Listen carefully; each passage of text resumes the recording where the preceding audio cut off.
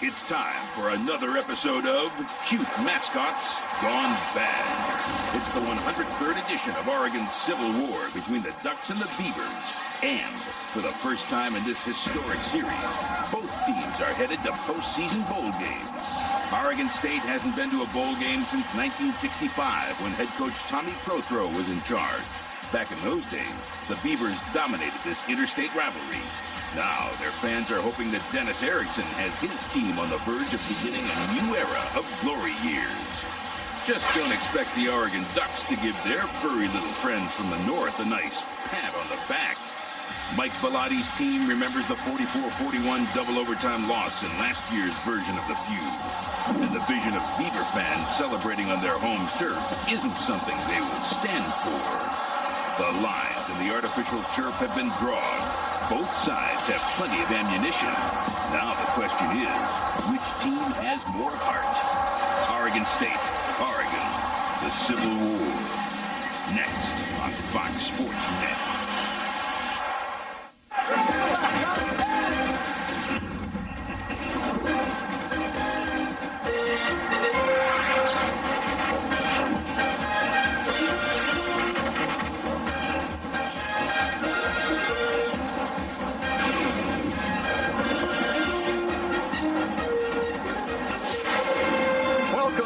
University of Oregon, where we invite you inside a sold-out Autzen Stadium.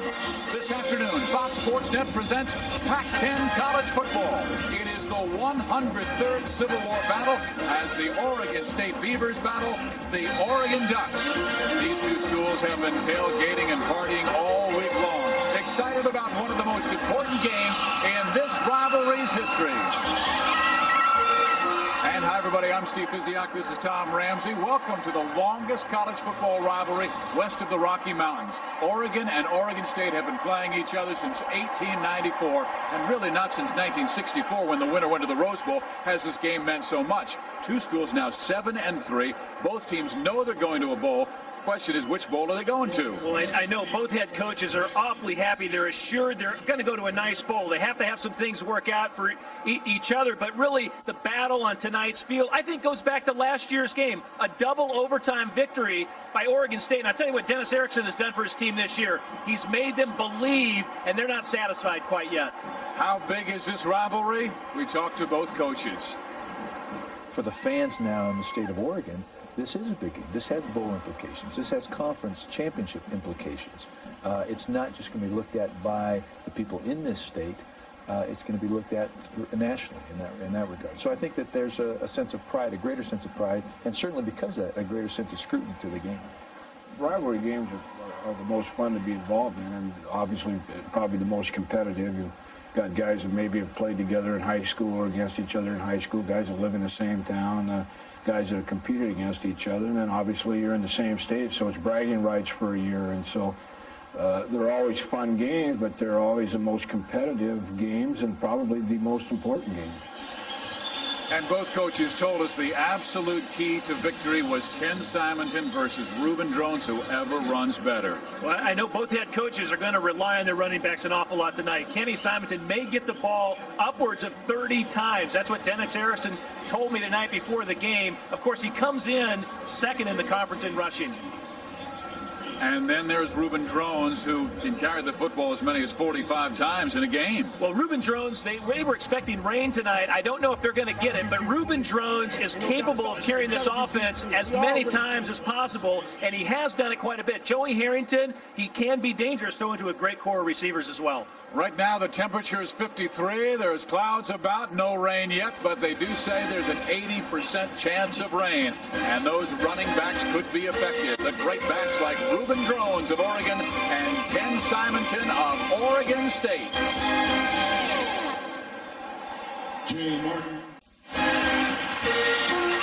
College Football Saturday on Fox Sports Net is brought to you by the people inspired to build vehicles for your mind and heart. Nissan, driven. The battle for state pride in Oregon is ready to go. Standing room only at Autzen Stadium for the 103rd meeting between Oregon and Oregon State. We talked about the running backs being the key to success in this game. That means James Lofton has to talk about the guys who have to stop Reuben Drones and Ken Simonton. James, what do you have? Well, you're exactly right. For Oregon State, one of their keys has been Reuben Drones. And now, you're not going to stop him, but you can only hope to contain him. And that duty falls on a trio of linebackers that's been pretty hot lately. Darnell Robinson, James Allen, led by senior middle linebacker Jonathan Jackson. At 6'2", 252 pounds, this guy has the size to take on lead blockers, and he also has the speed to play sideline to sideline. For the Ducks, Oregon, all week long they talked about explosions. That means limiting the explosive plays, and that falls to the last line of defense. Two senior safeties, Brandon McLemore and Michael Fletcher. These guys have to make big hits on the wide receivers and make sure tackles on Ken Simonton. Now this game is as close as it can get. Both teams are 7-3. You know what? During the season, only one penalty separated the two teams. 82 for the Beavers, 83 for the Ducks. The Ducks' big scoring quarter, the second quarter. The Beavers, they like to keep it close and explode in the fourth quarter. As boxing referee Mills Lane would say, let's get it on. It is time to do just that, and there is Mike Bellotti in his 5th year as head coach of Oregon. He told his Ducks, respect Oregon State, but don't fear them. Take it to them early and early at home. The coach at Oregon State, Dennis Erickson, has praised his defense all year long, but he's always had good defenses. Remember his national champion Miami Hurricane defenses in 1988 and 1991. Look at that. First coach since 49. Chip Taylor taking his team. Well, Washington and Stanford had to lose to send Oregon to the Rose Bowl. Right now, Stanford is beating California in the fourth quarter 31-13, and Washington has just scored again. And they lead Washington State 24-6 late in their game. USC has taken a 10-point lead on UCLA in the fourth quarter of their contest in Southern California. You see the overall records, Oregon, Oregon State, really the two hottest teams in the conference. Well, there really is nothing civil about it, because last year's was one of the most special in the school's history. 44-41, Oregon State would win it on this 16-yard run by Ken Simonton in the second overtime. And the place went crazy. They tore the goalpost down. You see the series history. Oregon leads it by 10 wins. Oregon State, they won last year for only the 4th time in the last 24 games. 6 of the last 9 have been decided by 7 or fewer points. And both teams enter this Civil War with winning records for the first time since 1969.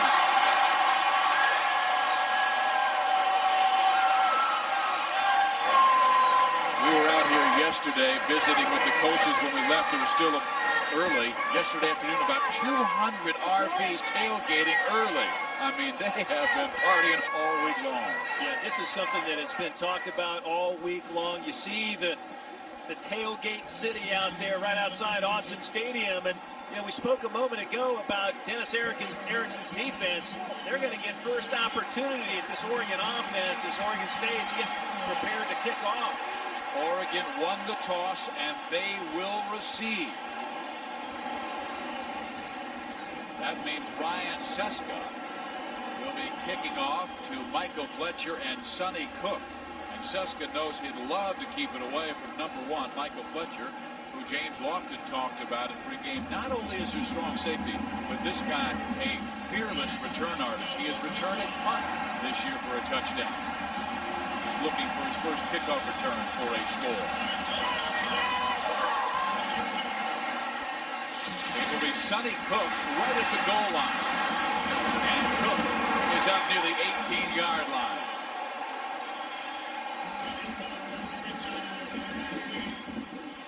Well, there's the quarterback, young Joey Harrington, the 6'4" sophomore from Portland, Oregon, played his high school football at Central Catholic High School, where he was an All-American there, and he has talented receivers to go to. A guy like Tony Hartley has more yards receiving than any receiver in Oregon history, 2,531 with 22 scores. Deke Moen moves from left guard to center because of the injury to Ryan Schmidt. Deke Bone is their leader on that offensive line, and he has played center in the past. Harrington looking deep on the very first play of the game, and it is incomplete, intended for Tony Hardley. Well, the defensive side for Oregon State, they have been terrific all year long. Sean Ball is their leader, a senior, only 6 feet tall, 275 pounds. He was a heavyweight wrestling champ in Hawaii. Jonathan Jackson goes 6'2", 250, so he is a run stuffer. And in the secondary, watch for Calvin Carlisle, a fierce hitter at free safety, 5'11", 177. He also is a good cover guy when Oregon goes to 3 wide receivers. Now they go Ruben Drones way. Ruben is out to the 22 for a gain of just 4 yards. It'll be 3rd down and 6. The tackle made by Jonathan Jackson. And Drones into it right away with Sean Ball. So there's numbers, 942 yards, 4.5 average. But he was injured for about 3 games this year with a rib problem. He was hurt earlier in the year versus USC. And Ruben Drones is so effective between the tackles. He gets the tough yards. Right now, this is what Oregon State wants. They want a 3rd and 6 or longer and put the pressure on that young quarterback, Joe Harrington. Harrington is not completely healthy. Looking for the screen. Oh, my. It was almost picked up by James Allen. James Allen, who had the great game against Cal 2 weeks ago, where he was the Pac-10 Player of the Week. But Harrington with a misread here. And watch James Allen come. He's going to... Boy, Harrington throws it out in space, and he gets away. Boy, he's lucky there because he threw it to where he thought no one was, and James Allen broke on the ball and almost picked it off. And on to punt comes Curtis Dorr, averaging 42. His long this year has been 75. TJ Houshmandzadeh is back deep at his 33. Dorr at the 31. Houshmandzadeh.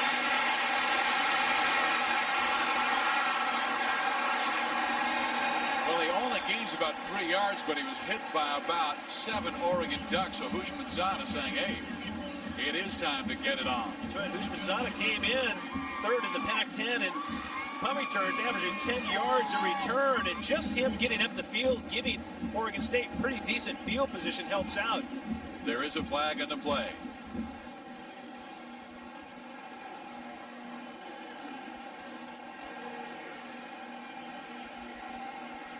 Dennis Erickson, in his first year, came from the Seattle Seahawks. Chuck McFerrin, our lead referee.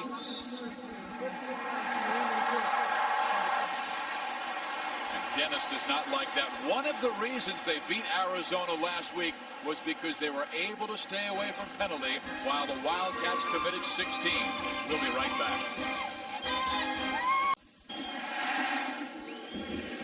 Here in Eugene, Oregon, the 103rd meeting of the Civil War, Oregon State and Oregon, and we know who's going to the Rose Bowl.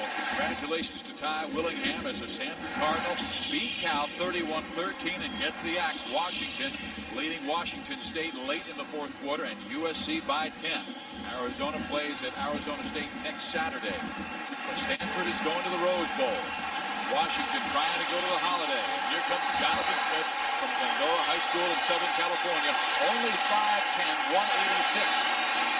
And he immediately goes back to throw, and they have a wide open Martin Maurer, and he's got the first down out past the 45-yard line. Well, his daddy played for Oregon, but he went to become a Beaver. Well, what's interesting is they show trips. They have 3 receivers to the wide side of the field. Jonathan Smith effective finding that big tight end. Maurer, he goes 6'4", 240 pounds. That was a gain of 29 yards, and you have to like the aggressiveness of the Oregon State offense right out of the gate. From the 48, it will be awfully difficult to hear for the Oregon State offense. Smith finds his man Houshmandzadeh past the 40 and out of bounds, knocked out by Justin Wilcox. Hey, how about that Beaver offensive line, the way they've been setting things? That was Sean Hittner on the catch, not Bushmanzada, but Roddy Tompkins is a fine wide receiver. He has made big catches for touchdowns the last 2 weeks. He's averaging 24 yards per catch. And at the line, Aaron Cook is the senior, 6'3", 293. This is his 3rd year starting. He's out of Kaiser, Oregon. 2 big plays by Oregon State.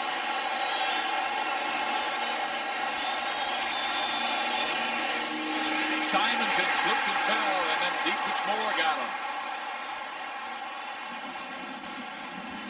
It rained a lot last night and early yesterday afternoon, a little bit this morning, but then really has cleared out. Kerry Miller is a fine defensive end. He has 5.5 sacks this year and had a great game against Cal last week.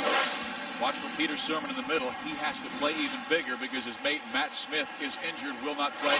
Michael Collier gets the start. Brandon McLemore is the free safety, and he is a senior. His brother Kristen was an outstanding wide receiver at Oregon. 2 interceptions for Brandon this year, and he also will come on blitzes. He has 2 sacks. Simonton left. Who's there? Yes, it is Tamani Joyner as they go with that nickel package. And I think if you're Oregon, that's the way you have to match up against Oregon State. They have so many weapons offensively, they'll spread you across the board. Having that 50 DB in there, and Joyner really helps out. Watch him off the edge. He's able to trap Simonton in the backfield. Here, the Oregon defense stepping up, making 2 plays for losses. Well, we talked about the running backs really having to rumble. Simonton minus 10 yards rushing through the air. They've been excellent, but now they face a 3rd and 23. Smith steps up and throws incomplete. It was intended for Robert Prescott, but he was well covered. And Smith, after 2 big plays, has to see his punter come on. And I really believe this is going to come down. You don't want to turn the ball over at all. Oregon State's been awfully good of late not doing this. So that really means field position and the effectiveness of the punters coming in. Fessler has been awfully good the last 5 games. He's over a 42-yard average, but kicking that man right there, Michael Fletcher, one of the best in the Pac-10.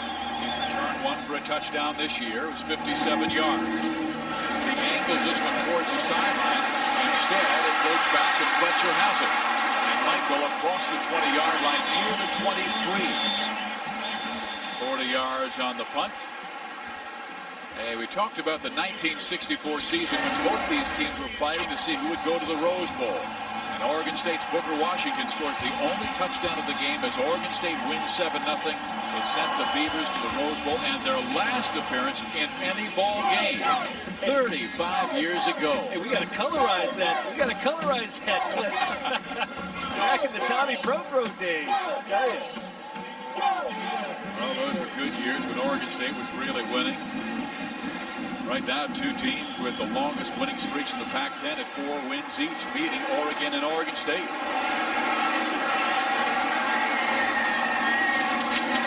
Ruben Drones muscles his way past the 30 to the 32. He is a much more physical running back than Ken Simonton.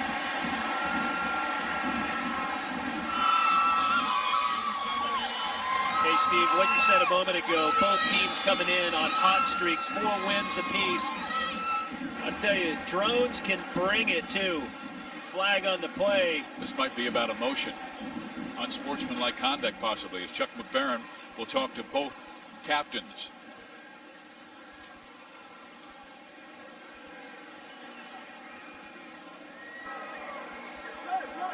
Dead ball, unsportsmanlike on the offense.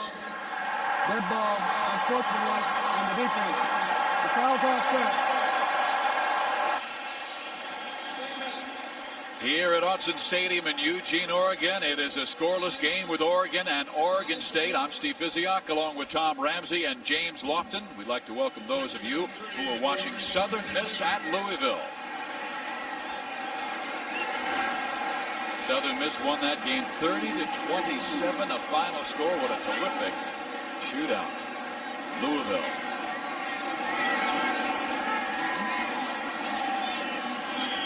flag was thrown at each team for unsportsmanlike conduct. As Ruben Drones really getting into it with an Oregon State defender. Now they give it to Drones, and he hammers the middle.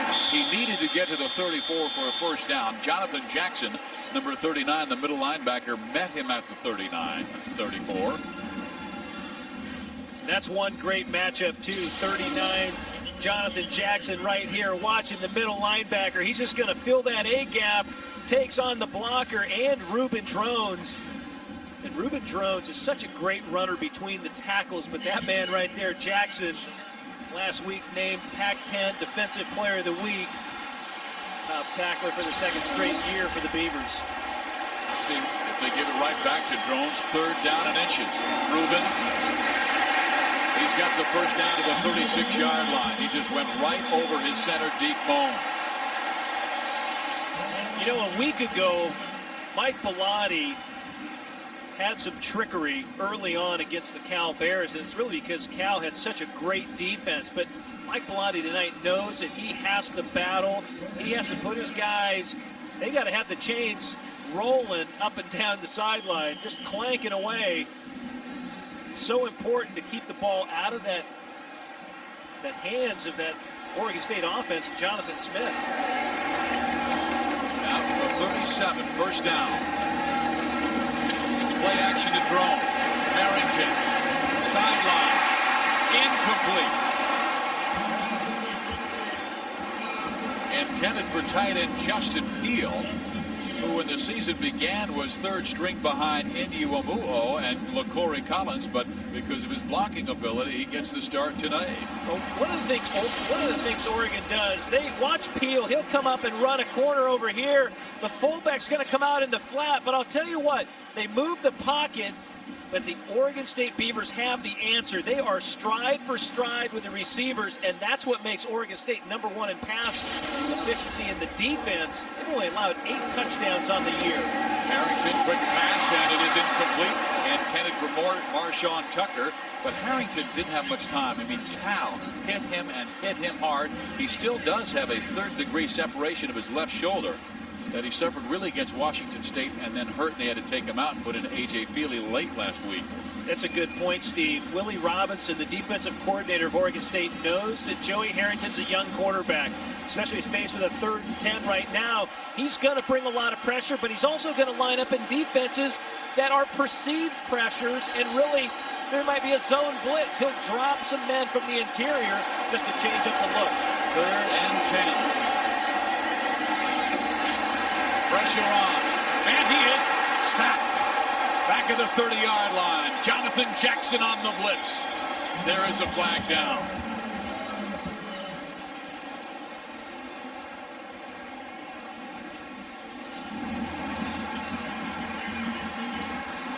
Wow, how about this switch on 3rd down? Looks like they're going to punt instead of penalty. Well, Jackson comes with the blitz and just, boy, takes on Ruben Drones. Harrington unable to get the ball off. 5-yard penalty. Still 3rd down.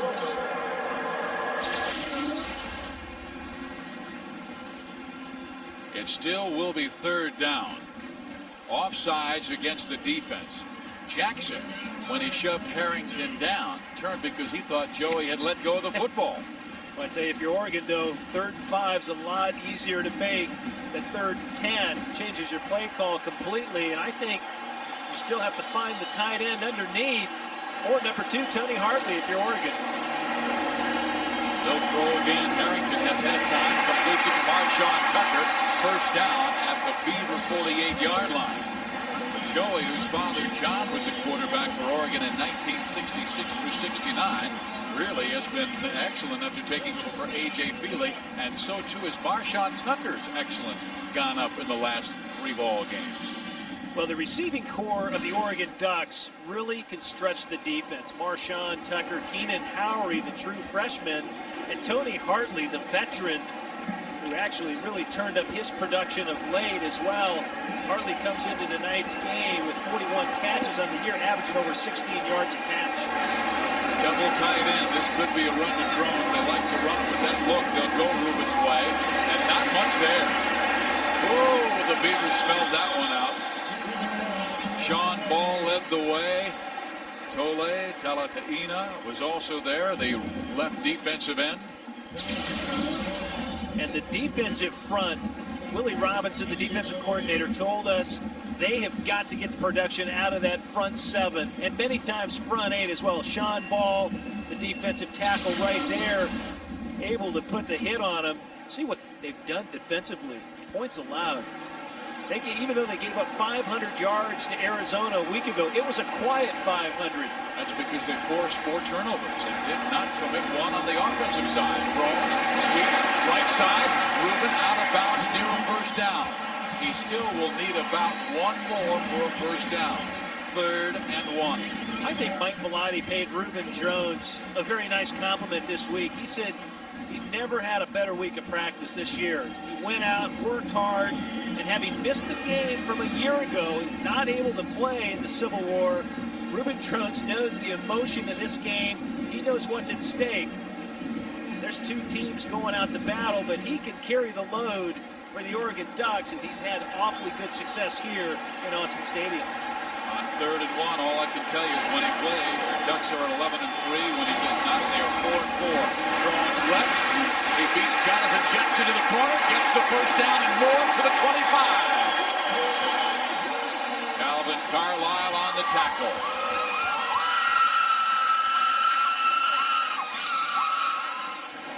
Boy, here's that quick little pitch that Oregon likes. They fake to the fullback. All of a sudden, they toss it out. Jackson gets really shaken out of his shoes, and Reuben Jones comes and throws a shoulder on Carlisle, the safety. Watch this. There he goes. Jonathan Jackson, one of the top tacklers for the Beavers, and Carlisle finally over there to make the hit on Jones.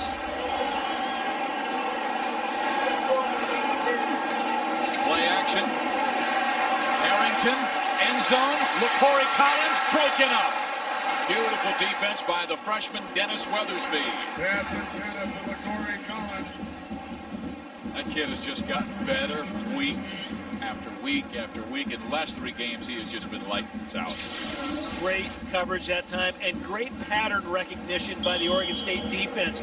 Weathersby knows they're going to try to throw a corner out of that formation. LaCorey Collins, the big tight end, the ball's up high, but Weathersby really uses his body well, defends against the ball, and it goes incomplete out of bounds. There he is, Dennis Weathersby, Marte, California. He's a big physical cornerback, goes 6'1", 201 pounds, and leads the Pac-10 with 16 pass breakups. Probably the best cornerback in the conference is Deltha O'Neal, who had a terrific game for Cal today. Return a kickoff for a touchdown and a punt for a touchdown. But Weathersby might be the next great cornerback in this league. Harrington, 1 of 6 through the air. Now he's 1 of 7, and it's 3rd and 10. James Allen with the pressure. Well, I know that every Pac-10 coach is happy that Tom Holmoe, the Cal coach, didn't use Deltha O'Neal on offense. But watch the pressure again. That's James Allen, 34, coming hard on Harrington. Again, Oregon State able to put Oregon in a 3rd and 10 situation. Oregon on 3rd down tonight, though, 3 of 4 already. Let's see if they bring Allen again.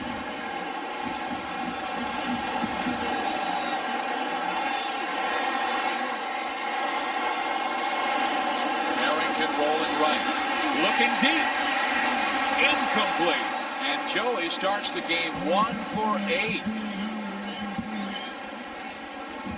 Mike Bellotti substituted Joey for A.J. Feely when Feely went through some inconsistencies in the middle of the year, but Feely also had rib problems, a bursa side problem, knee problems, and he is healthy. And here is Nathan Villegas, a guy who suffered an ACL injury to his knee on a wild play earlier this year, winning a game or sending a game to overtime against USC. Here is the field goal attempt, and it will be wide to the left side from 42 yards out. They have been going with Josh Frankel. Villegas making a surprise start, and with 7:41 remaining first quarter, we're looking for our first score.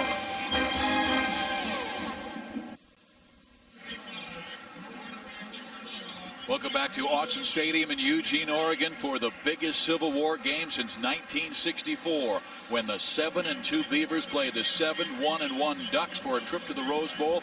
Oregon State won that day 7-6 and played Michigan in Pasadena. There is Jonathan Smith. He has gotten his team to a bowl opportunity in 1999, the last year of the 20th century. And now Jonathan Smith, who has had 2 long passes before really having his first drive shortened by 2 fine defensive plays by Oregon on their last possession. They run Simonton, not much.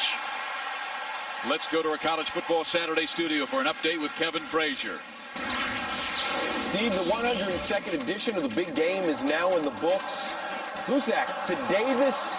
That's the combination. This is the story. 31-13. Stanford wins. They're headed to the Rose Bowl. There's a party. And they will have the axe for the next year. And they'll have bragging rights in that Bay Area. Here it's 2nd and 10, the Civil War. The 103rd meeting between these 2 schools. Play action pass, freezes the linebacker. Push Manzada with the catch out past the 30-yard line. Still short of the first down as McLemore makes the tackle. Oh, and I tell you, kudos to Tyrone Willingham. He really did a nice job this year with the Stanford Cardinal. But I tell you, the guys, the players who stepped up for him, the seniors. He had great senior leadership across the board. And a game like tonight, Oregon State and Oregon, the seniors again have to step up big in the big rival game for each school. Stanford's first trip to the Rose Bowl since '72.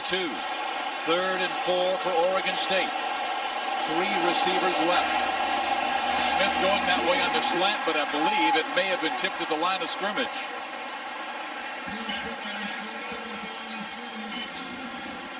Freddie Tilley may have gotten his big old paw on it, knocked it down. Nick Aliotti, the defensive coordinator, had the answer that time. That spread offense, he matched up man-to-man across the board. He tells those interior guys, hey, push and fire across the line, but be sure to get your hands up. Jonathan Smith, remember, is only 5'10", and they can bat some balls down tonight. Well, they've done a great job of forcing turnovers this year. Now the punt by Mike Fessler. Fletcher. He'll try for the return. He slips one tackle. Michael to the 35-yard line. Time out in the field. 6:08 to play, a first quarter. Oregon will have the football when we come back.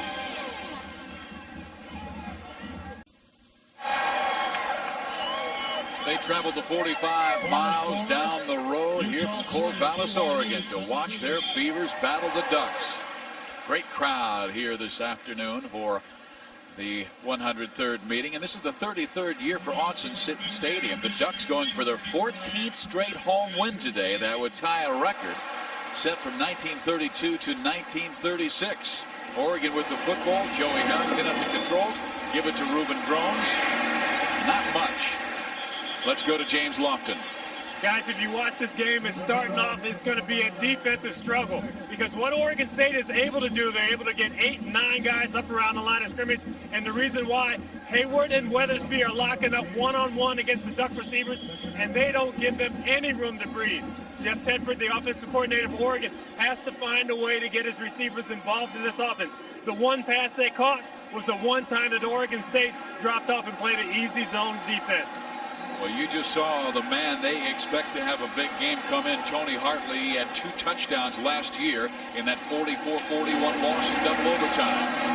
And they go to the 47-yard line for the first down to the freshman Keenan Howry.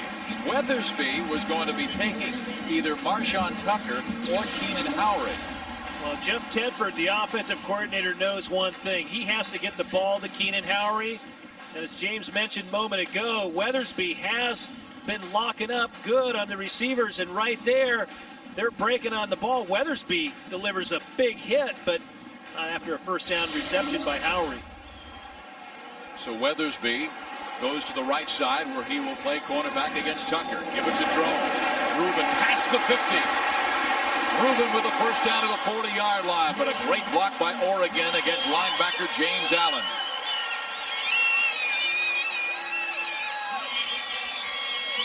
Watch Darian Latimer, the fullback, right here. He's going to break and get the block on the outside linebacker. Allen, 34, put him on the ground.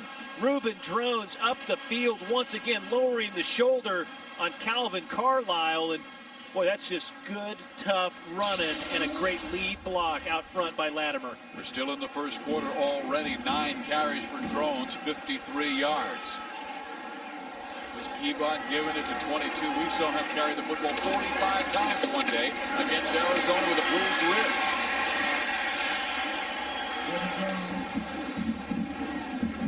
James Allen with the tackle on Drones, and we told you about Stanford's victory over California, sending the Cardinal to the Rose Bowl for the first time since '72. Washington has won. They will either go to the Holiday or the Sun Bowl. It's really the Holiday's choice. And UCLA losing to USC as the Trojans win for the first time over the Bruins since 1990, when Tom Ramsey was, what, 7 years past his graduation from that Westwood institution? I was long gone. You were.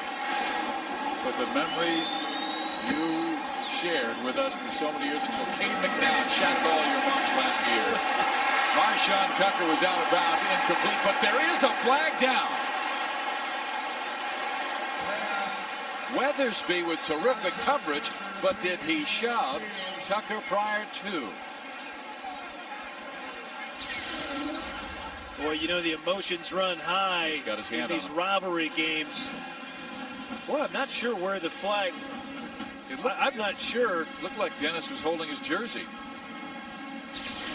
Now, early on, flag came out from the back judge. That's the call. And he thought he might get away with a little hold. There wasn't a lot of bumping.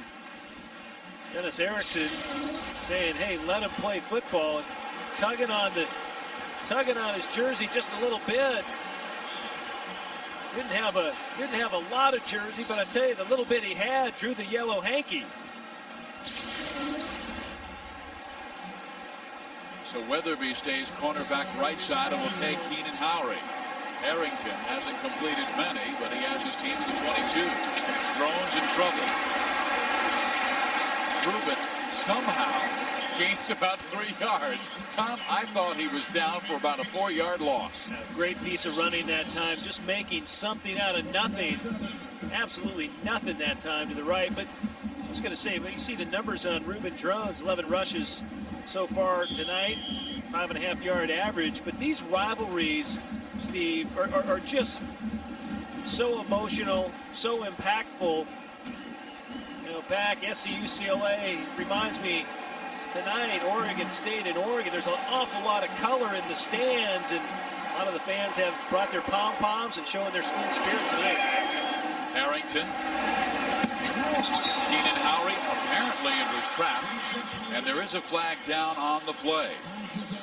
But Joey has started very inconsistently, and he usually is right on target with his passes. And you wonder if that left shoulder is causing problems. Offsides against the defense. Dennis just asked his defensive coaches, who was that on? Harrington comes in, a 56% thrower. 5-yard penalty, still second down. He took over for A.J. Feely. Harrington in only 2 of 10 so far tonight.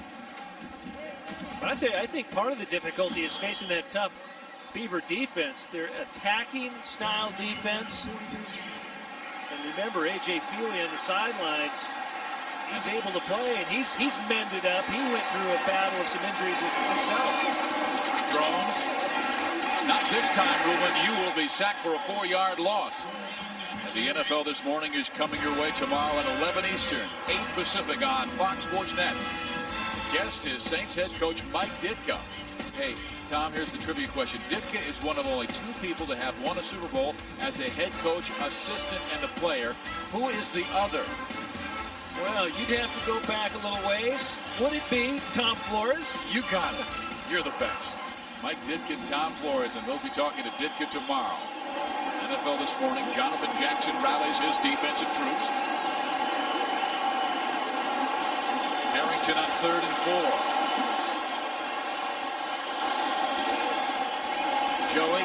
zone. Broken up by Weathersby. Oh, he really electrifies you. Weathersby actually picked the ball off as they went out of the end zone. And again, using his size, 6'1", 200 pounds, watch him go up, make the play. Boy, and he almost came down with 1 foot in bounds. Watch him, he's stride for stride with Marshawn Tucker. They both go up. That left foot comes down and almost inbounds, but Weathersby again making a great play. Nathan Villegas missed his first attempt this time. It is good from 33 yards out, and Oregon strikes first. 3-0 Ducks over the Beavers.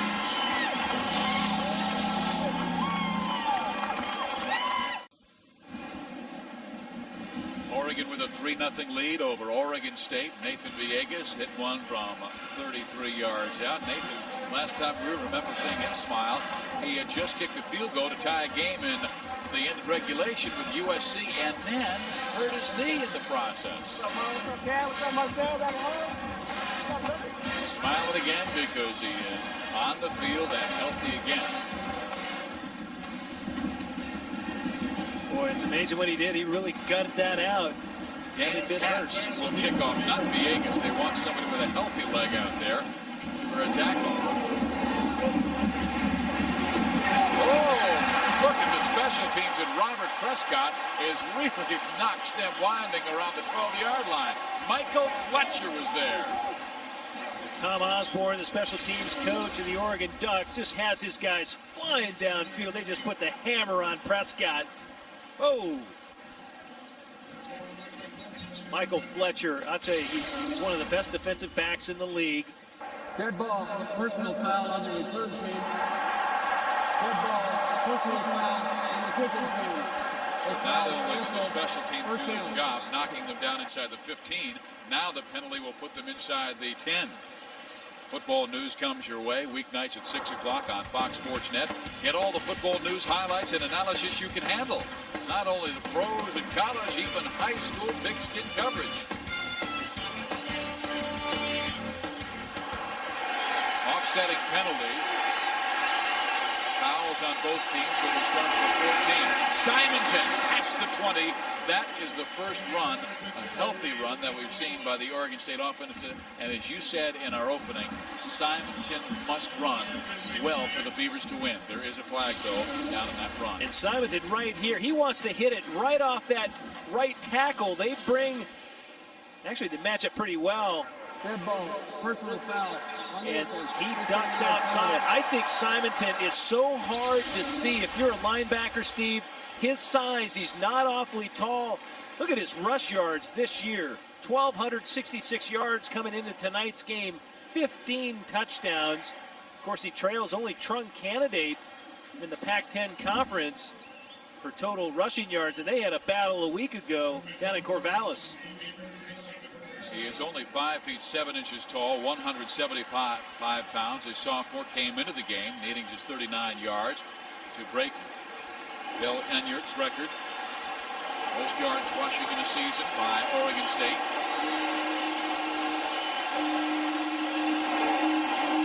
Again, Simonton driving his legs to the 38-39 yard line. We talked to Jonathan Smith about this Civil War rivalry. I think there's still a level you want to be the best team in Oregon. I think recruiting-wise, you realize all of that. And it's your rival game. You know, you'll go down there, it'll be a hostile place. The place will be rocking, and you want to go out and compete. These are the fun games you get to go and play. And, you know, the rivalry games are the best games every year, and it'll be fun. And he led them to victory last year. Had an outstanding ball game.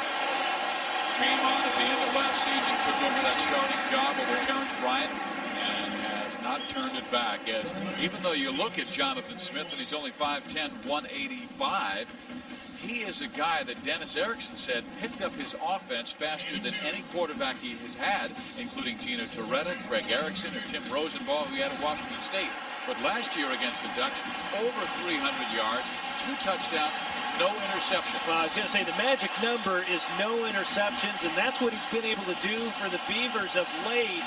Hold on to the ball, even though his pass completion numbers have been way off. He's kept it away from the dark shirts.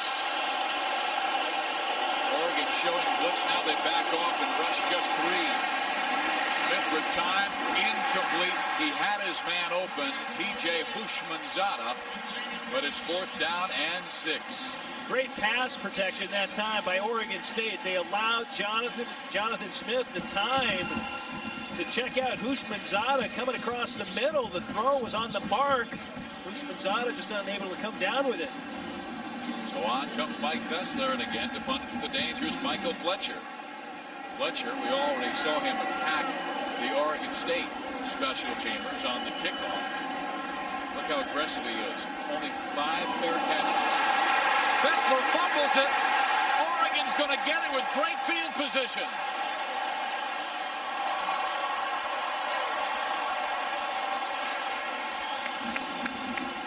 Might never handle it cleanly. And so many times, watch, it's a high snap. Fessler unable to come down with it. Oregon with the block called on. Again, special teams plays making such a big difference in really every game, but especially the big games. It can turn the momentum of the game so quickly. Oregon now with great field position and ready to strike again. And Oregon in these situations and quick turnovers, many times we've seen them go deep. They have receivers to either side. And Huntington is back to throw. And he does find tight end Justin Peele, and Peele has a 1st down inside the 10-yard line. Let's go to our College Football Saturday studio for a game break with Kevin Frazier. Guys, the game is over in the Swamp. Florida State. Final play of the game. The Gators trailing by 7. Jesse Palmer tosses it up into the end zone. There's a crowd, but no one comes down with the ball. Bobby Bowden and the Seminoles walk away with the victory 30-23. What a game there. And Kevin, we have a terrific one here. The Civil War in Eugene, Oregon. Oregon knocking down the touchdown score with a 1st and goal at the 6-yard line. Drones, lone running back. Rubin. He is mauled by Aaron Wells. Breaks free and is sacked back at the 11-yard line by Jonathan Jackson and Darnell Robinson. But it was Wells who got him first. Well, one of the guys playing so well in that interior, Aaron Wells, he's going to shoot through and make the play on drones in the backfield. Even though Aaron Wells doesn't come down with number 22 in his arms, the rest of the defense is able to be there in pursuit. Boy, you got to like Drones' effort, though. He's just fighting to get back to that line of scrimmage. Lessens the loss for the Ducks. Loss of 4. That's it in the first quarter. Oregon with the lead, 3-0 here at Autzen Stadium in Eugene. We'll be right back.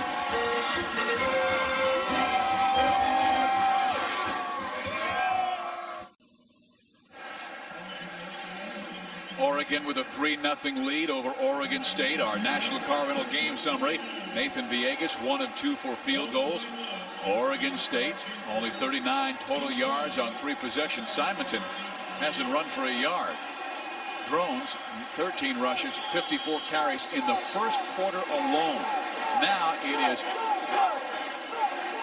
2nd down, goal to goal from the 10-yard line.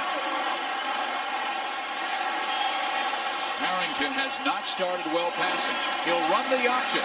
Joey keeps it to the 10 out of bounds of the 4. 3rd and goal from the 4. He was smacked on his left side, and that is where he has that 3rd-degree separation of his shoulder. There is a Beaver player down at the 4-yard line, and that is Terrence Carroll, their strong safety.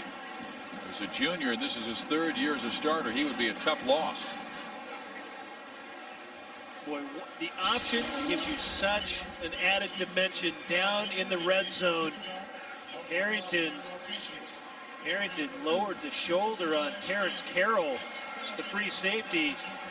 They go shoulder to shoulder, and Harrington, 6'4", 215 pounds, is not a small guy by any stretch of the imagination. And Carroll got the worst end of that. I know we were talking about Joey's left shoulder, but it's Terrence's right shoulder that's causing him problems. From the 4. Hartley right. Tucker left.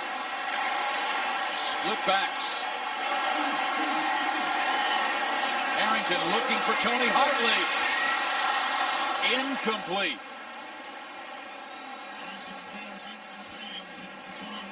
Keith Hayward Johnson with the coverage, number 3 on Hartley. Well, Mike Bellotti knows they got to take some shots into the end zone. Oh, he's hoping on that one. And Tom, here's what's scary. They have been inside the 33 times. They've come up with 3 points. They have been inside the 20 now twice and come up with 3. They have been inside the 10. And if they are inside the 30 3 times and come up with only 6 points, that's not enough. Villegas has it good. Oregon takes a 6-0 lead. But in this Pac-10 conference, you always see a lot of points, and that is not enough to beat Oregon State.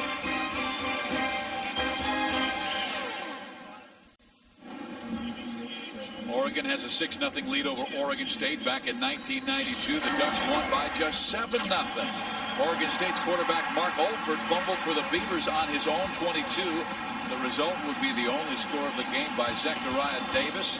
7-0. Oregon would win that football game. But the way these two teams have been piling up points, I don't think that's going to be the case, because Oregon averages about 36 points a game. Oregon State averages 31 points a game. Both teams have been playing much better defense the last couple of weeks, though. I know James Lofton's happy it's not raining like it was then either, because that was a deluge in that game. He brought his umbrella just in case. From the goal line, Prescott. Robert is out past the 21-yard line. Let's go to James Lofton. Guys, Oregon State is riding a 4-game win streak, and in that 4-game win streak, they've only had 1 turnover. Well, in essence, that high snap to the punter, that's a turnover. The defense trots out under the field. They keep the Ducks out of the end zone. Now the momentum has to be shifted by the Oregon State Beavers on offense. They have to come out and respond. Their defense is playing great. Their offense has to get going.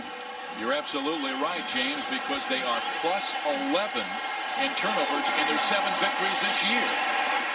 Simonton not much, but in their 3 losses, they have turned the football over 14 times, including 7 to the University of Washington. There is Mitch White, who was out with a knee problem, but back in. But there is the turnover tail for Oregon State. And they were so successful last week, forcing 4 turnovers against Arizona and beating the Wildcats 28-20.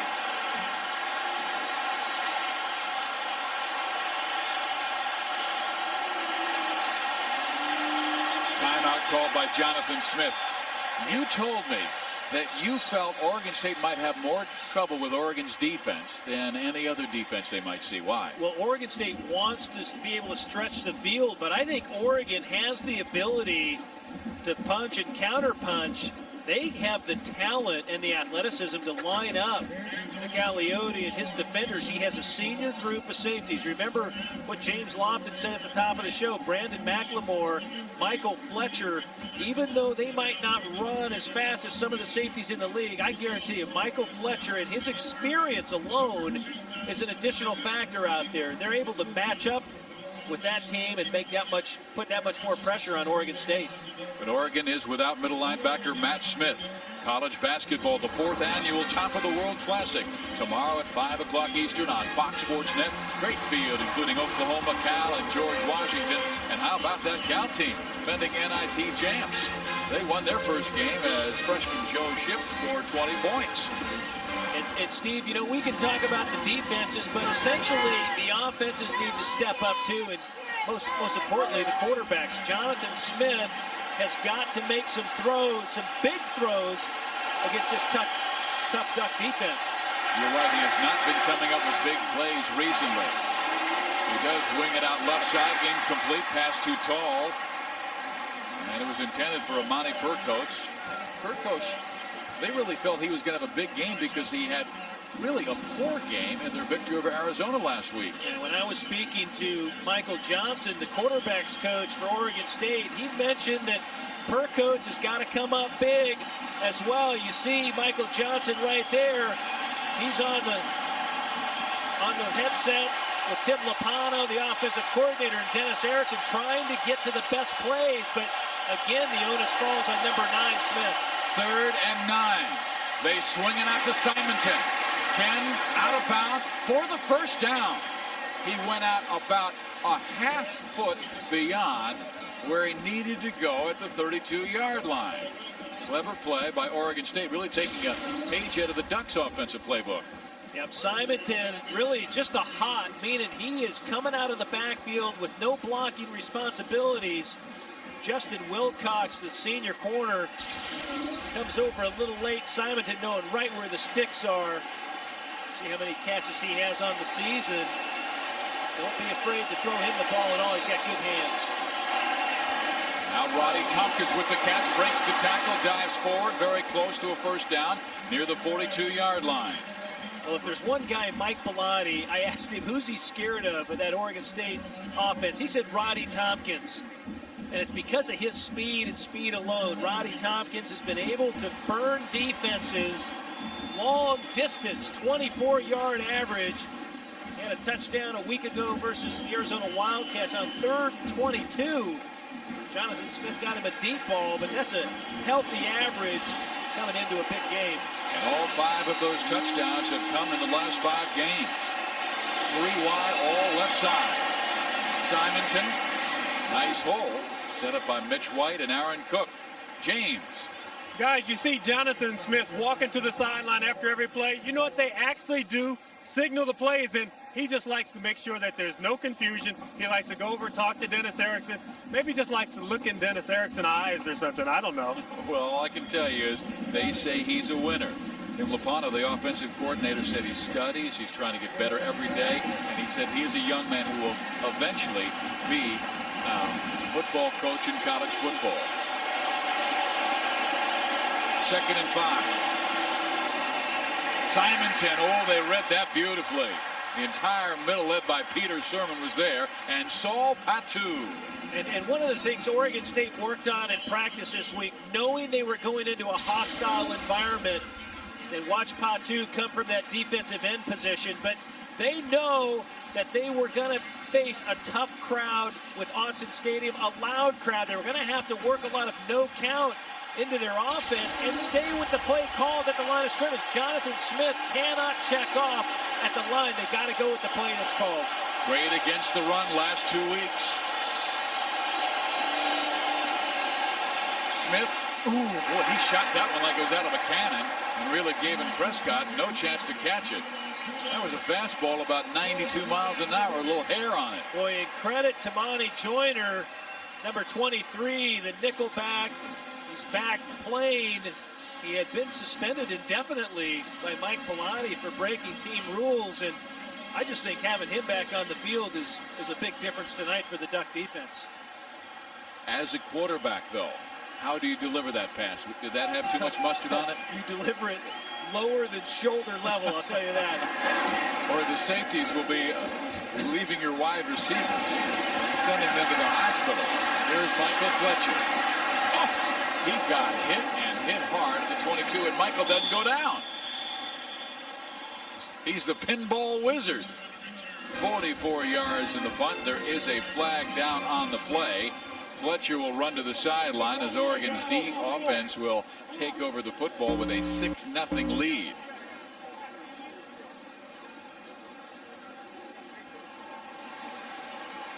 It is against Oregon State. Chuck McFerrin and his crew busy keeping Dennis Erickson and Mike Bellotti a little bit on their toes. And what the heck's going on out there? You want to let them play football in a big rival game. Been a lot of flags that have already come out tonight.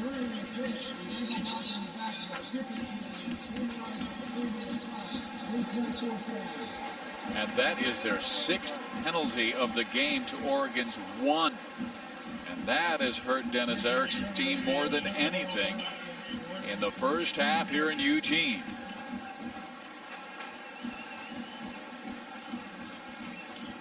It's as though they're going to kick over. They're trying to explain it to Dennis Erickson. He's throwing up his arms like, what do you mean you got to kick it again? He doesn't want to kick it again to Michael Fletcher. I can guarantee you that.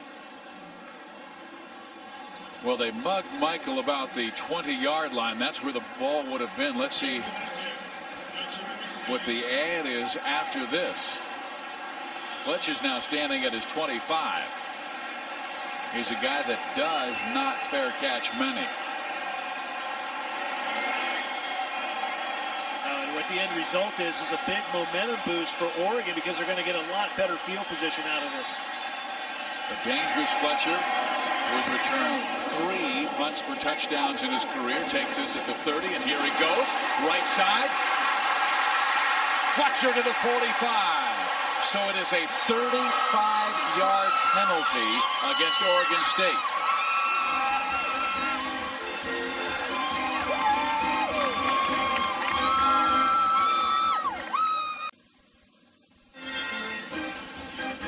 College Football Saturday on Fox Sports Net is brought to you by the all-new 2000 Buick LeSabre by Buick.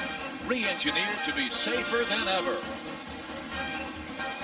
Steve Busiak, Tom Ramsey, James Lofton with you. Oregon with a 6-0 lead and at the 45-yard line of the Beavers.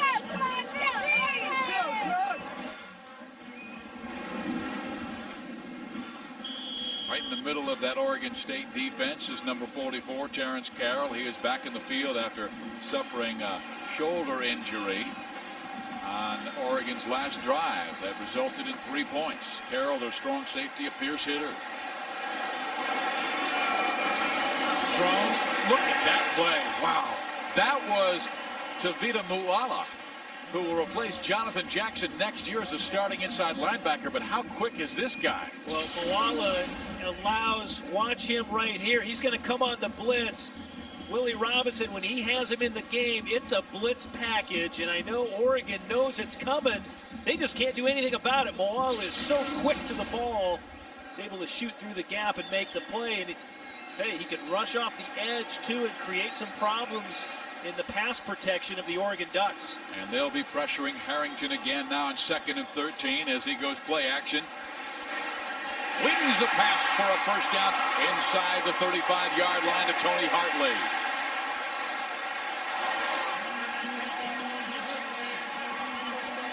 Well, you know, who do you go to in the big games? You go to the veteran receiver, because if you're the young quarterback, you know one guy's going to run a precise route and one guy's going to be right where he needs to be. That's Tony Hartley, number 2, the senior wideout who's just been making his mark on all the Oregon receiving records this year. You see, climbs a ladder, set the receiving yards mark this year, 22 career TDs, 2 shy of the career mark.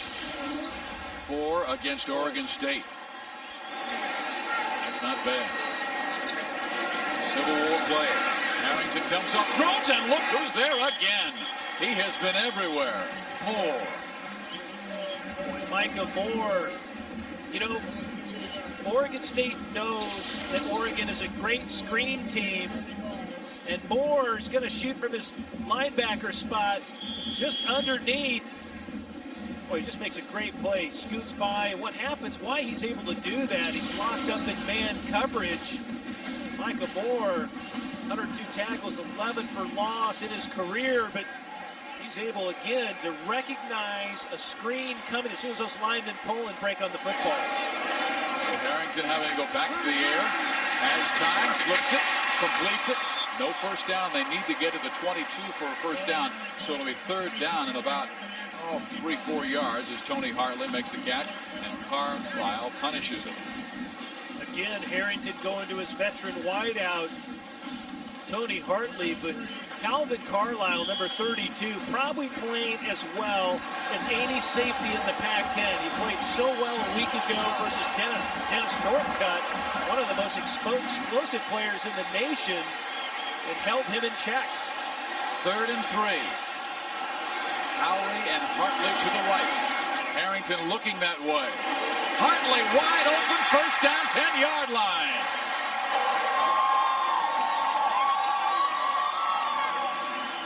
I think Joey Harrington's heating up. Well, and they're doing a nice job protecting. They get a great protection here. Watch, Harrington's going to move half roll, and then Hartley's going to come up and just run a corner. I tell you, it's a nice, easy throw and catch. Hartley, again, runs a nice route. They move the pocket real subtle, though. They move it outside to the tackle box, and it allows Harrington a little more time. You see Harrington's numbers improving now. 7-15, but again, Steve, down in the red zone, they got to come away with 6 points. Drones to the 7. Moala, Carroll, both there for the tackle. Rubin gets helped up. Oregon with a 6-0 lead on 2 field goals by Nathan Villegas.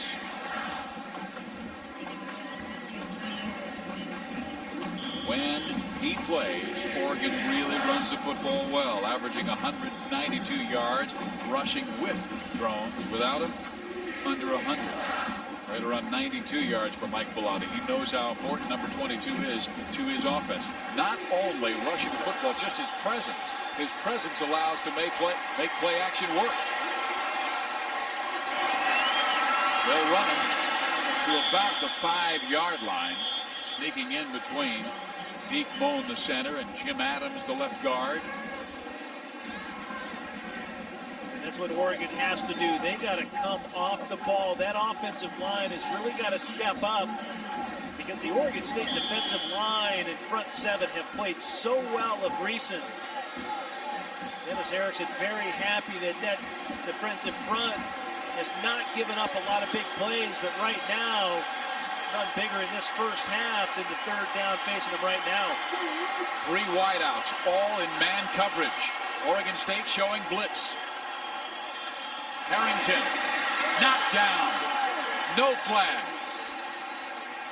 Boy, you Keith know, Hayward Johnson, what a play. Yeah, and when a quarterback and receiver sees man-to-man locked up, you kind of get excited because you know you only got one guy to beat. But Harrington with the short drop gets the ball out quick, and Hayward Johnson, stride for stride, just makes a great play, breaks on the ball early, able to time it as well as he can and break up the pass play and bring on Nathan Villegas again. That's a nice set of downs for Oregon State, having gotten the ball in that plus territory. From the 20, from 23 yards out, Villegas for his 3rd field goal of the game. And it is good. And Oregon takes a 9-0 lead with 7:25 remaining first half. When we return, Kevin Frazier will give you a preview of the Nissan halftime report.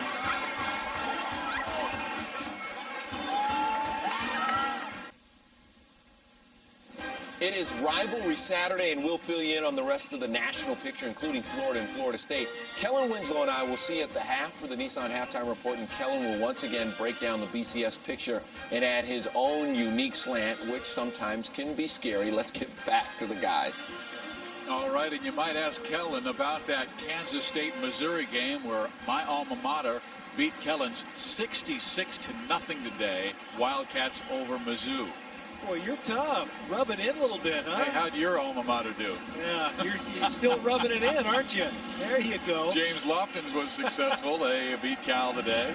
And Lofton walking around with a rose in his ear.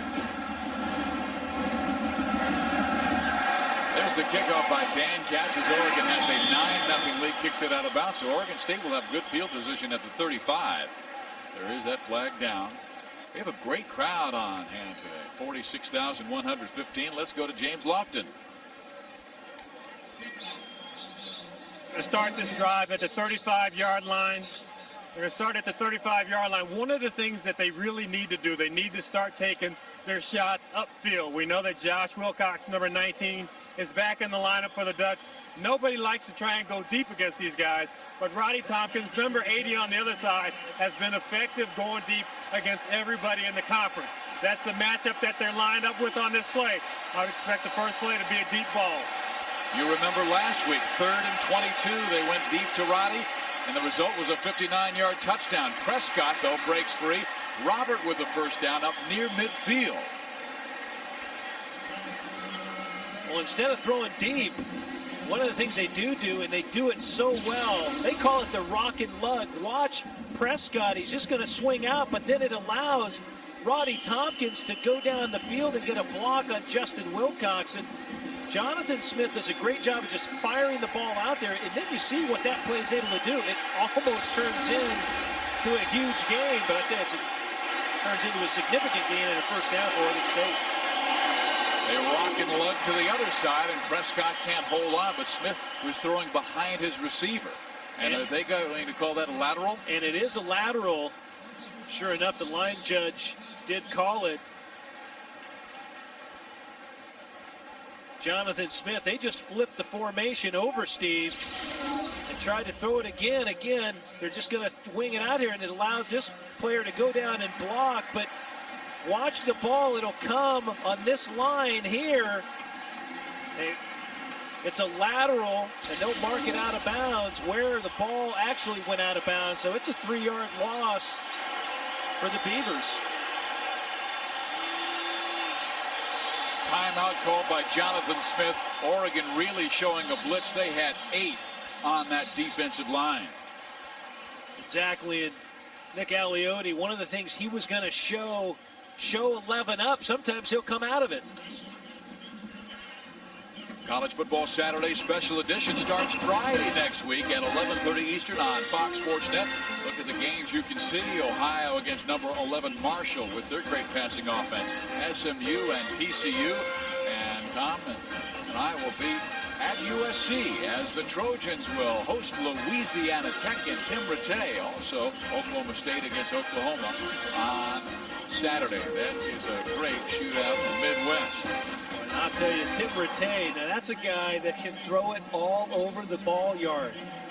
I watched him work out this summer. He and Carson Palmer, some of the young quarterbacks, Chris Redmond from Louisville. Love him. Boy, I tell you what now, those are some talented athletes, some talented young quarterbacks. And Tim Rattay, I tell you, he can play at that next level. He's a kid that, you know, he's not the biggest or the strongest, but he can spray it all over the place. Now on 2nd and 13, Smith at the line of scrimmage. That is the 46. 2 wide left, 1 to the right. Will they go deep to Tompkins? Yes, they will. Roddy is open. Did he make the catch? No, he was out of bounds. They were picking on Brian Johnson, cornerback who took over for Tamani Joyner when Joyner was suspended, but Tamani back for this game.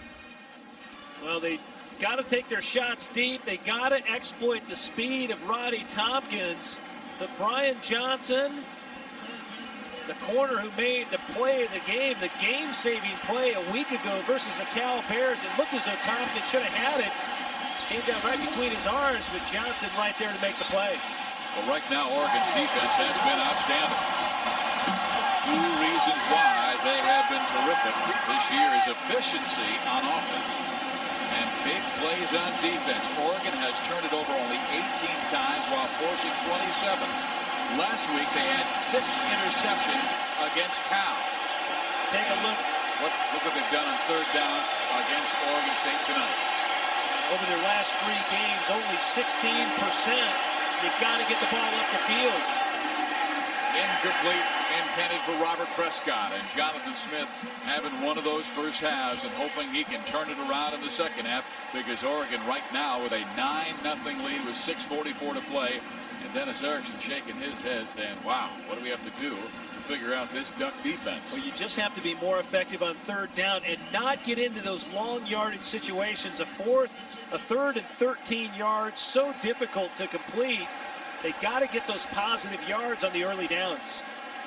Smith 6 of 13 for 87 yards.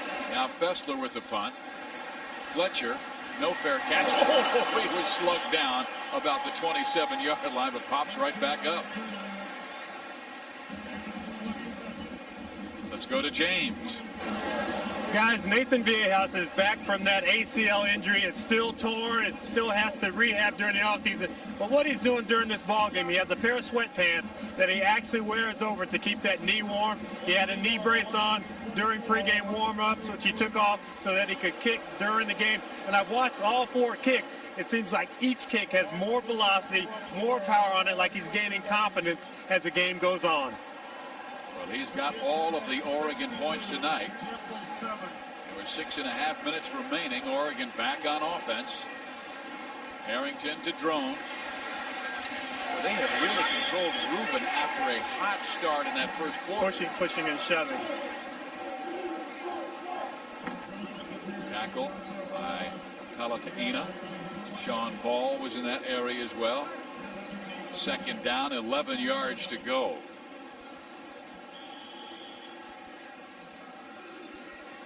Willie Robinson with that attack-style defense, really a 4-3. But he says they're still in the early stages of showing them all aspects of the defense. We'll bring out more next year.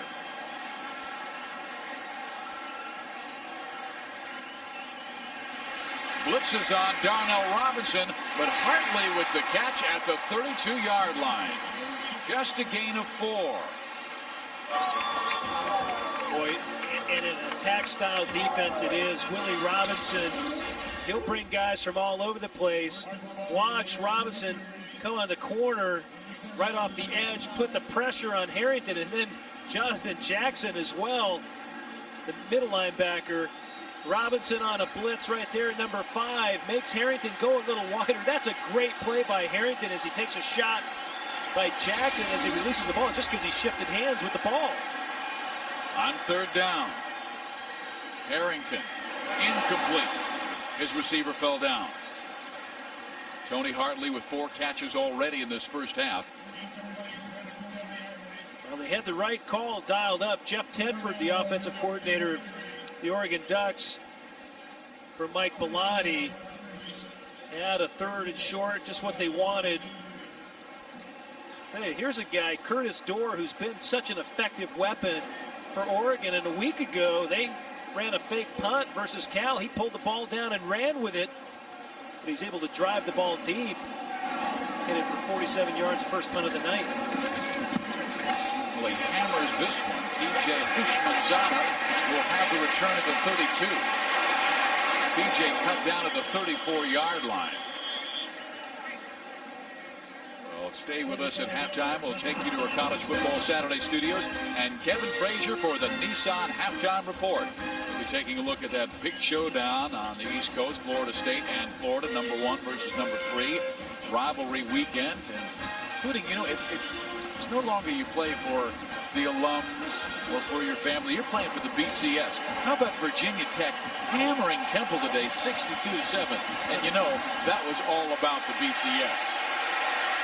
We'll show them Virginia Tech did, and they did. And Simonton, well, they have had his number all game long. Simonton just has not been able to run at all. And Dennis Erickson's ace running back came in, averaging over 130 yards per game. But look at all the punch you've seen. Yeah, that's ugly right there. If you're Oregon State on offense, you just need to be productive on third down. That's what it comes down to. And don't put yourself in long yardage situations. Jonathan Smith has to come up, make some throws, and put the ball on the mark. I also think they need to throw on early downs. And Smith throws it away, and really no one was in the area, and there's the late flag. Smith is saying he had his running back in the area, and I'm still looking to find out who he's pointing to. Flag goes down. Well, they tried to get the ball to Kenny Simonton, and Chuck McFerrin, had the ball been close to Simonton, he probably wouldn't have thrown the flag, but it was such an errant throw, it wasn't close to the receiver. Intentional grounding on the offense. Loss of down on the play. Third down. Watch, they're going to get the ball on a screen to Simonton, and I'll tell you who made the play. I'll tell you who makes the play. Michael Fletcher makes Jonathan Smith scramble and break free of the pocket. We'll credit Fletcher on making that play. It was 3rd and 22 last week when they went deep to Tompkins for the touchdown. This is 3rd and 27. Tompkins wide left. Jonathan looking, sacked at the 15-yard line, and Oregon's defense has been terrific. Well, right there, Nick Aliotti again changing it up on defense. They bring a blitz on second down. They put Oregon State in a long yardage situation, and then they just bring the heat. Saul Patu from the defensive end position, who's coming off his best game a week ago versus Cal, there to sack Jonathan Smith. Fessler at the 2-yard line.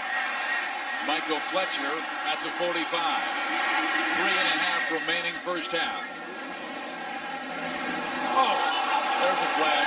They didn't give Fletcher a chance to even catch that football.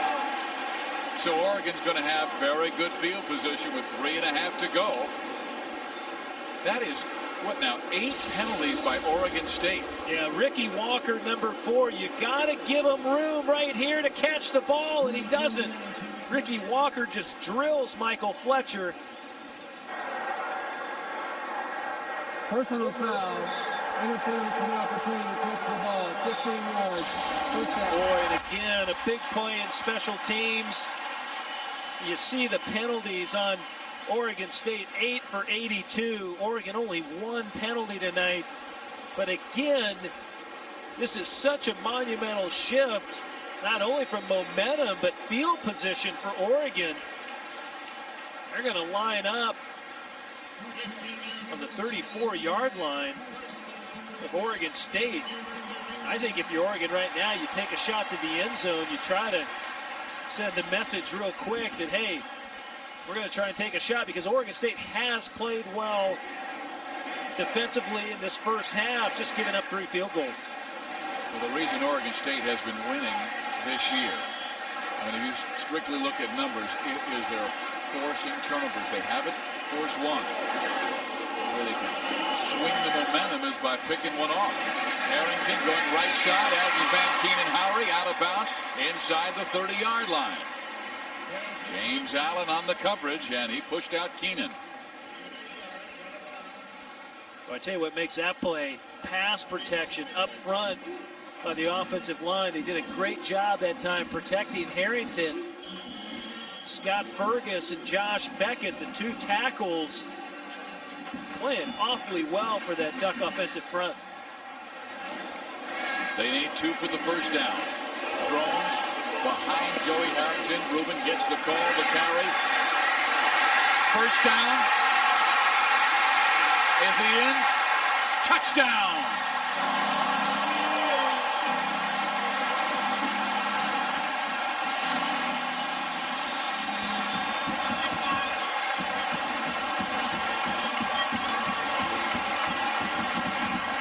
On 2nd and 2, a 26-yard run. Boy, watch it. It's just a stretch play outside. Reuben Drones. Both the receivers run their men off. Hartley and Keenan Howry. Drones sidestepping right down the sideline, able to scoot in for the score. They have never lost at Autzen Stadium when Reuben Drones has been healthy. He's trying to make it 8-0. Villegas point after touchdown, and Oregon with a great first half has a 16-0 lead over the Oregon State Beavers.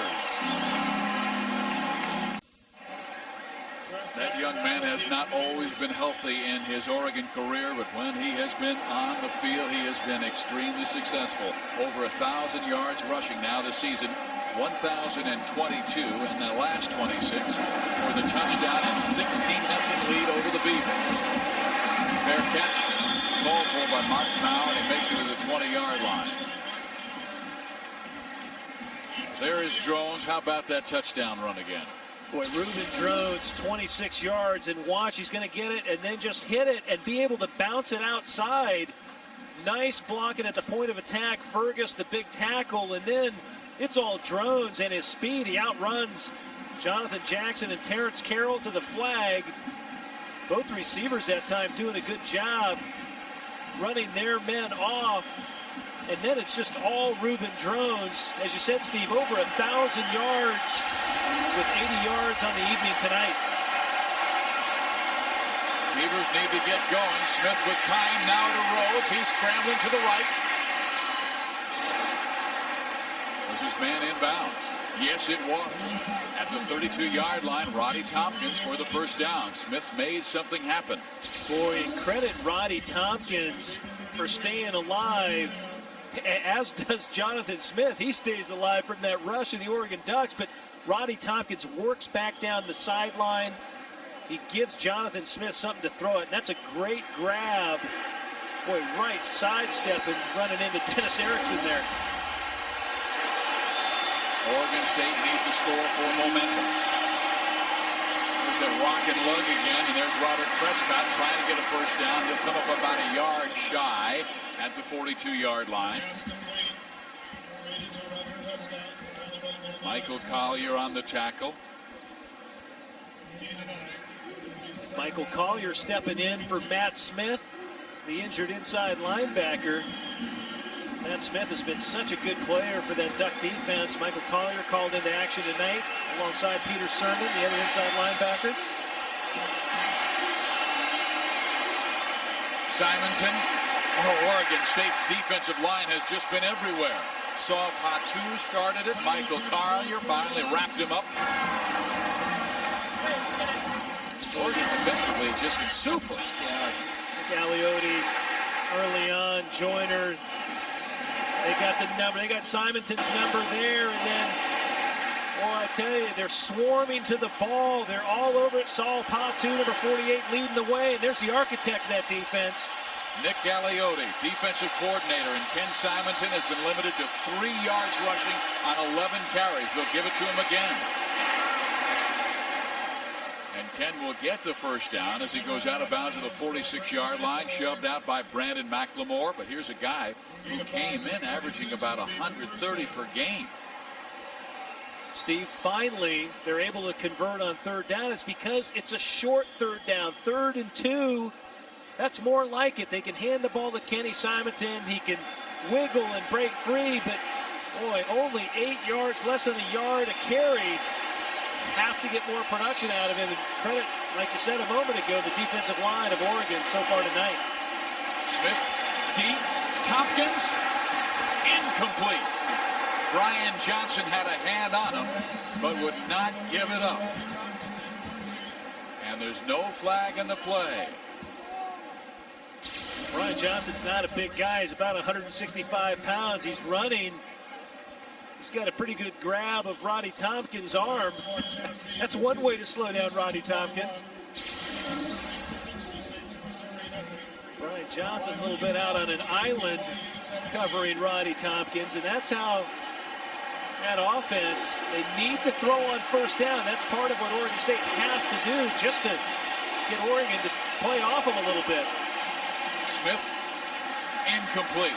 He had a man right in his face as the pass was intended for Benny Johnson, a backup tight end. And Oregon's really getting pressure on the very small Jonathan Smith, who's only 5 feet 10 inches tall. And what they did, Steve, they brought both safeties. You see McLemore coming here, Fletcher coming from the outside as well. Again, Oregon mixing it up, and this time 3rd and 10. They can show blitz, but yet drop back and play zone and make it that much more difficult on Jonathan Smith to read it. Man coverage on Burkholz. Smith goes to the other side. It's incomplete. And again, Johnson with terrific coverage on Roddy Tompkins. And Smith, again, has come up empty. See what Oregon's able to do. They bring blitz on 2nd down, and then on 3rd down, it really was a man and zone combination. Just a man underneath. Safety's playing zone to take anything deep, and Jonathan Smith nowhere to throw the ball. Fletcher at his own 20.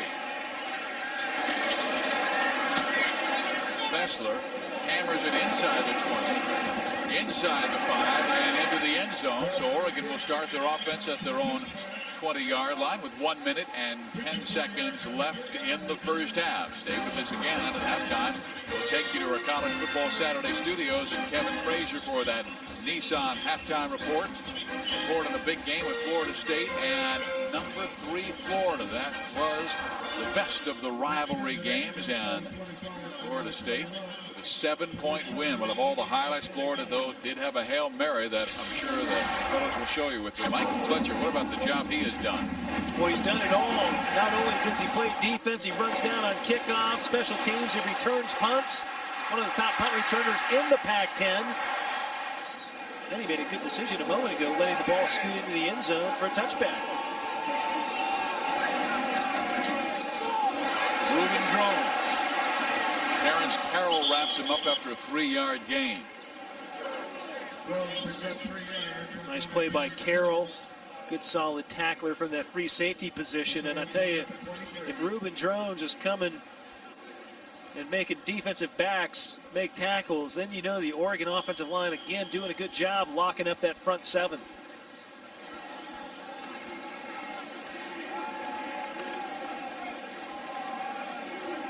Keenan Howry moves to the left side. He also has Sonny Cook with him. And they will hand that football off to Drones, and Drones is up near the 30-yard line, and that may be the final play of the first half.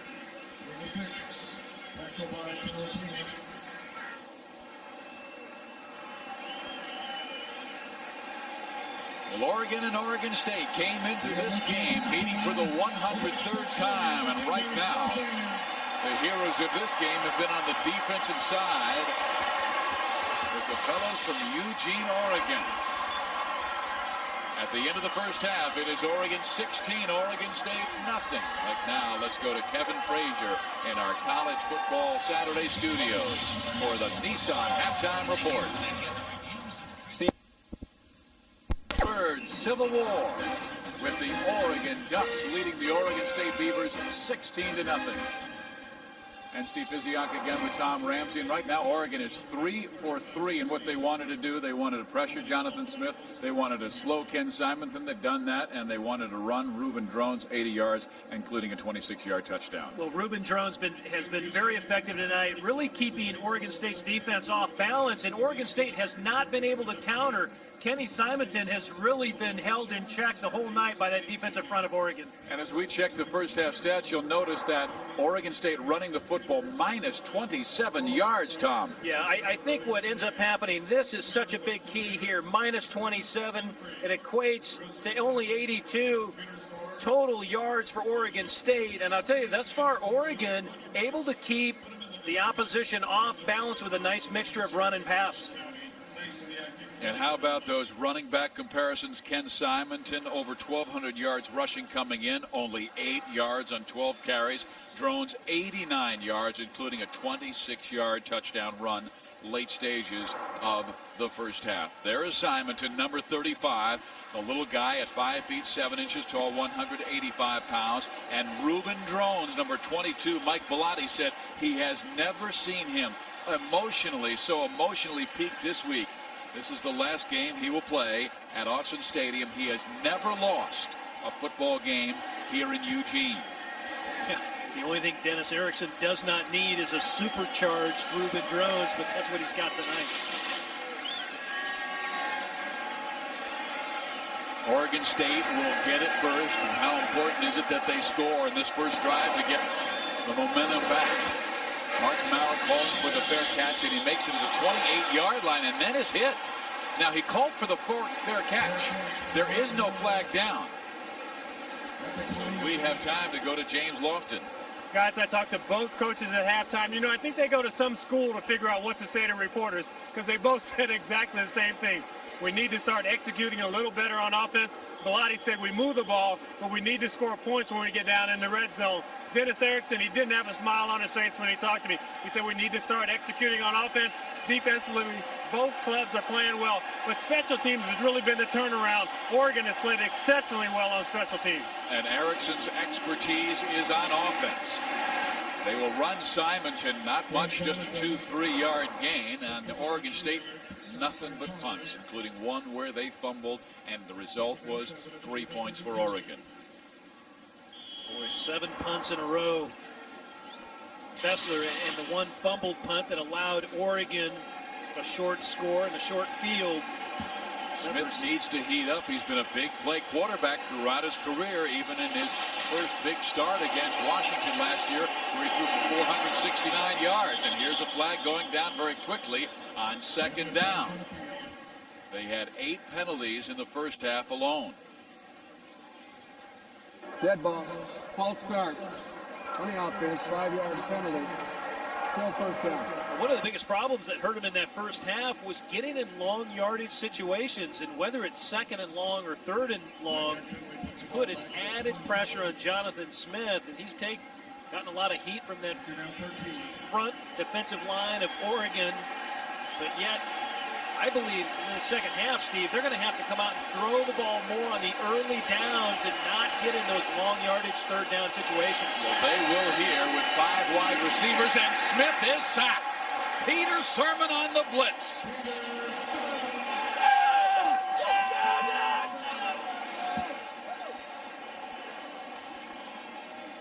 Peter Sirmon, one of the top tacklers in the Pac-10, and he's going to loop in the outside. He didn't line up in the middle that time. He came outside the tackle box. Sirmon, look at the career tackles, 295. He led the Pac-10 2 years ago. He has a nose for the football, ex-quarterback in high school. They do not blitz this time. Smith with that long pass, and it is caught, but very shy of a first down by Roddy Tompkins. They still need another 5 yards for a first down. 13 yards in the play, but after the penalty and the sack, that is simply not enough, and it is 3 and out, and giving it back to Oregon, and their fans are really steamed up for this one. All that pass completion did for you was gain some extra yards on your punt. In essence, Mike Fessler, the 38-yard average tonight, again kicking the ball away to Michael Fletcher, who's done such a good job handling punts for the Ducks tonight. Fletcher at the 32. Another high snap to Fessler. He hammers it, sending Michael, who fumbles the football. Oregon State covers it at the 15-yard line. Jake Cookus. There is a flag down, though.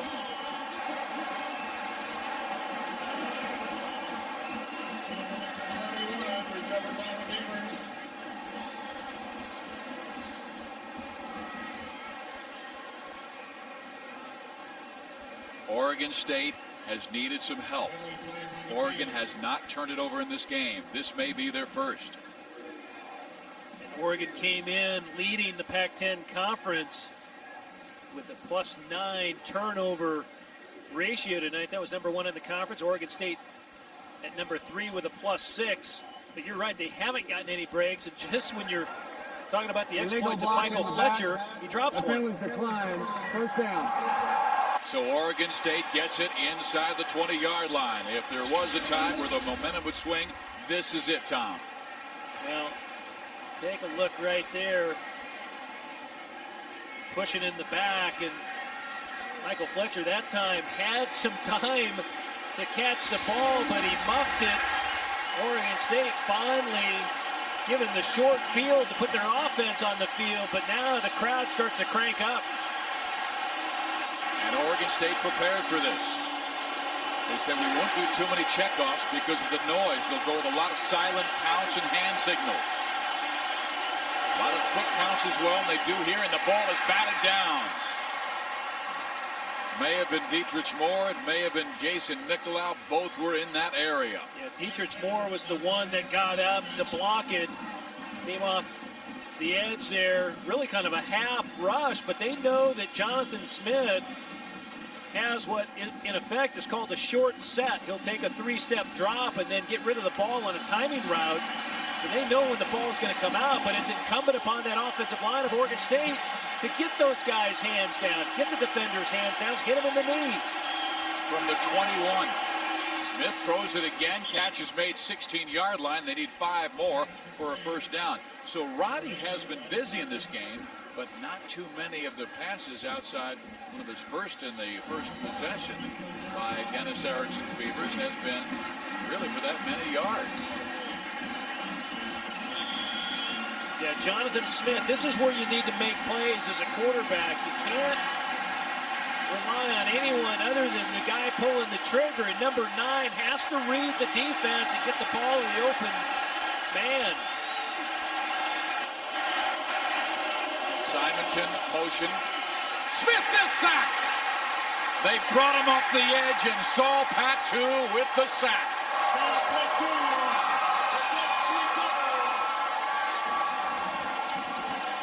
You can't play much better than Oregon's defense has played tonight. Saul Patu coming off his best game a week ago. Line up here, and he's just going to come on the outside. Really almost comes unblocked. Oregon State had turn protection. They leave Patu. Watch him right here. He's going to come off the edge. Boy, the tackle, number 76, Jason White, blocks down. All of a sudden, Jonathan Smith gets a headache from behind in the form of number 48. And Peter Sermon covers the fumble. And now Reuben Drones goes the other way, so as soon as Oregon State does something well by forcing the turnover, they give it right back. So they are -2 in turnovers in this game. Come on. Come on. Don Pelham, the defensive line coach, talking to Patu, encouraging him. Patu with 2 sacks on the night. Sir. Oregon with their 6th consecutive winning season. On 2nd down and 7 yards to go. Drones. Looks like he's got the first down, needed to get up near the 30-yard line. Tackle was made by Darnell Robinson. Right now it looks like Oregon State is a little shocked. I mean, they've been punched in the stomach, down 16-0, given an opportunity to get some points. They fumble. Oregon State trying to draw their offensive line scheme up on the sideline. Aaron Cook, number 50, White, 77, Sykes, 72, the left side of that line. For Oregon State, they need to figure out their pass pro and protect Jonathan Smith a little better. Harrington play action, steps up in the pocket, and completes the pass to Tony Hartley for the first down. Keith Hayward-Johnson on the coverage. Harrington, after a very slow start, when he opened this game 1 for 8, has really been very sharp since. Joey Harrington has done quite the job of responding to starting off slow. Watch him step up in the pocket right here. Great pocket presence. And then he's able just to kind of scoot outside the pocket, get a nice throw and a nice catch. Another first down for the Oregon Ducks. And Harrington has responded well, Steve, as you said. Coming back from a slow start, 10 of 20 for tonight, 106 yards. Looking for that first touchdown, but right now he's got Reuben Drones to give it to, and Reuben gets it again. And Reuben is past midfield to the 48-yard line in Oregon State territory. Drones now with 110 yards rushing. Let's go to James Lofton. Guys, I'm watching Oregon State on the field, and when you look at their defensive unit, they don't have big, strong guys. They're a fast, quick type of offense. Oregon is starting to grind them down a little bit. If you watch that last play, Harrington 2 plays ago had time in the pocket, moved around, and where Drones has been most effective has been beating them on the corners, on the edges. So this is a team that has a lot of speed, but they're not making the speed plays any longer. You're right, on the edges, Oregon State is small, and Reuben Drones goes 6 foot 210. He's been knocking a couple of defensive backs on the backside. Drones, first down to the 45-yard line, to the 44. The tackle's made by another small linebacker, James Allen, at 6'1", 211. Reuben with over 110 yards rushing in this game. Boy, Reuben Drones makes everyone's job easier, and I'm talking the head coach, the quarterback tonight, 114 yards, 1 TD. And the linemen appreciate a running back like Reuben Drones, a guy who's going to hit it up in there. He's not afraid to take it between the tackles. As James said a moment ago, he's been very effective on the edge, but the reason being he's been getting great blocks by the fullback. Harrington this time rolling left. Completes it to Tony Hartley to the 31-yard line. Hartley loses his helmet, but not his head. He keeps his poise, and the Ducks with a first down. I I like the way the experienced receiver plays and gives Joey Harrington added confidence, knowing that Hartley's running precise routes. You see he gets drilled as he throws the ball. He gives a nice, comes back to the ball right there, and he gets hammered. Darnell Robinson, number 5, throws a bit of a forearm, and off comes the helmet. He has 151 catches in his career now, and this is Drones, right side, cuts upfield. Reuben still on his feet, 15-yard line. To the 11. There is a flag down where Reuben Drones was tackled.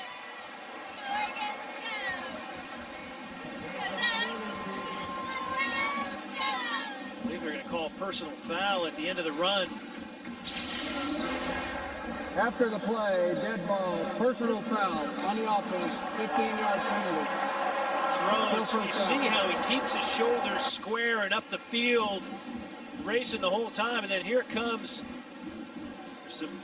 there's some late action down the field. The flags come out. Oregon State a little active after the play. Both teams have gone at it pretty good. There's been some offsetting penalties tonight. But that is only the second penalty on Oregon. Meantime, Oregon State has been hit for 9 penalties in this game. Well, if you're Oregon, I think the likely thing to do is to hand it to number 22 again. The offensive line getting a good push at the point of attack. But Reuben Drones been a workhorse so far in the third quarter. So from the 26-yard line, they'll throw it. Harrington looking deep right side. Flag is down. Terrence Carroll breaks it up. Terrence went down hard. There is a flag down near the line of scrimmage.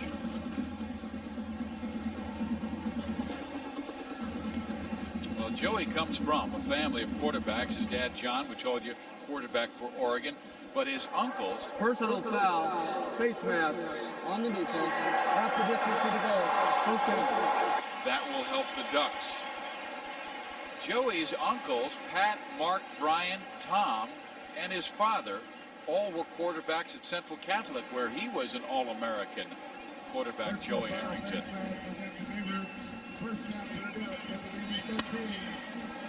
Well, it's only fitting, too. One of his brothers is the quarterback there now. Yep.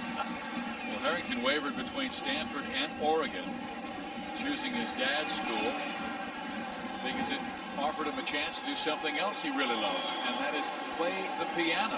Since he was 4 years old, he's played classical piano. Now he's got Oregon on the move. He's hit the right beats at the right times. This is Drones to the 11-yard line, a gain of 3. 2 yards to the 11 by Drones. Reuben Drones, you remember that game he had against Arizona when he played with a rib injury, and Coach Mike Bellotti said they would give him 20 carries in the game. That would be great for the team. Well, he carried the football 45 times, and the running back coach kept on saying, get him in there, get him in there. And the other coaches were saying, no, take him out, give him a rest. No, keep him running. Jeff Tedford, the offensive coordinator, wanted to keep giving him the work. He did. Over 200 yards rushing, and here's Drones handling another defensive back to the 5-yard line. 130 yards rushing for Reuben Drones, now on 26 carries. Boy, watch this right here, punishing Reuben Drones. Just put the shoulder down, runs right over Terrence Carroll. Boy, if you're number 44, you can't get low enough. He just gets blasted. Finally, Jonathan Jackson, the middle linebacker, over to take 22 down. I mean, this conference has really seen some terrific running backs, but I think in the years that I've been doing the Pac-10 conference, Reuben Drones might be my favorite, and not just because of the way he runs, the toughness that he displays as well. Harrington on the keeper, and Joey Harrington is in for the score.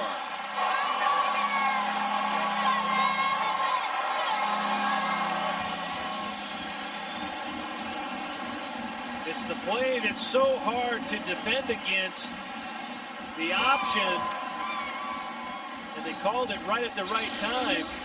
Mike Bellotti may elect to go for 2 here. But again, Harrington able to execute the option, get up the field, turns it up, and they will go for 2. You know the points are awfully important. They also know that Oregon State has a quick strike offense and very likely to get points in a hurry. So these additional points make it 24. Round it off. Harrington rolling right. Well, he will not get the 2 points, but he now hands off to Reuben Drones, who fumbles at the 1-yard line, picked up by Marshawn Tucker. Will they give it to him? I'm not sure if they're going to say that Harrington was down. Marshawn says he's got the 2. Calvin Carlisle with a big hit. We'll tell you about what happened when we come back, but the extra point is no good.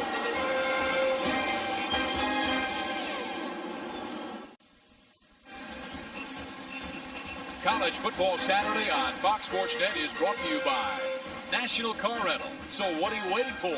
Let's go!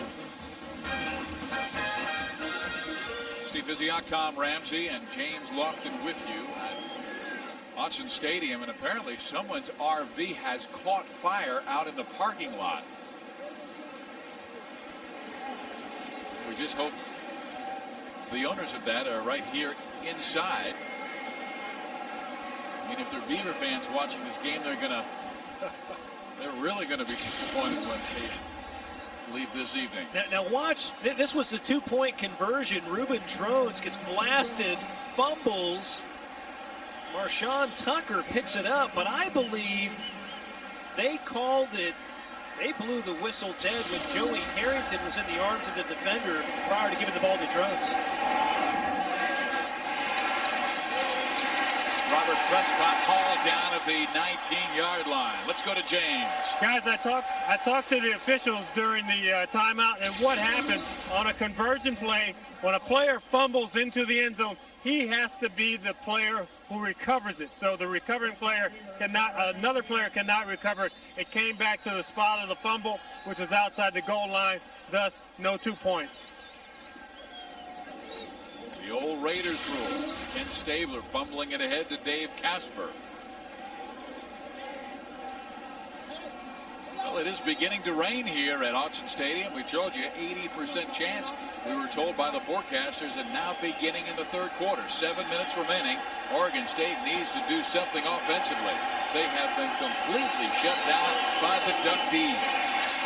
Simonton breaking 3, and this might be his longest run of the game. Ken was held to 8 yards on 12 carries in the first half alone. Oregon has had the answer for Simonton. Simonton this time able to hit it right off tackle, follow Cook, the guard, and then he's able to shake a tackle. It's a good job. Finally, Peter Sermon over there to... Ken had a huge game last year against the Ducks with 157 yards and 4 touchdowns, including the game winner in double overtime on a 16-yard run. Smith throws, and it is incomplete. All of his passes have been too tall. Let's go to our College Football Saturday studio for a game break with Kevin Frazier. Steve, just not a rivalry game, a game with huge implications. Alabama and Auburn, and Ben Lear to Marquise Cooper. Forget the Roll Tide. Right now it's War Eagle, 14-6. Auburn leads. When Alabama came into the game ranked 8th in the nation with a record of 8-2. That could really hurt the Crimson Tide chances. 2nd and 10 now.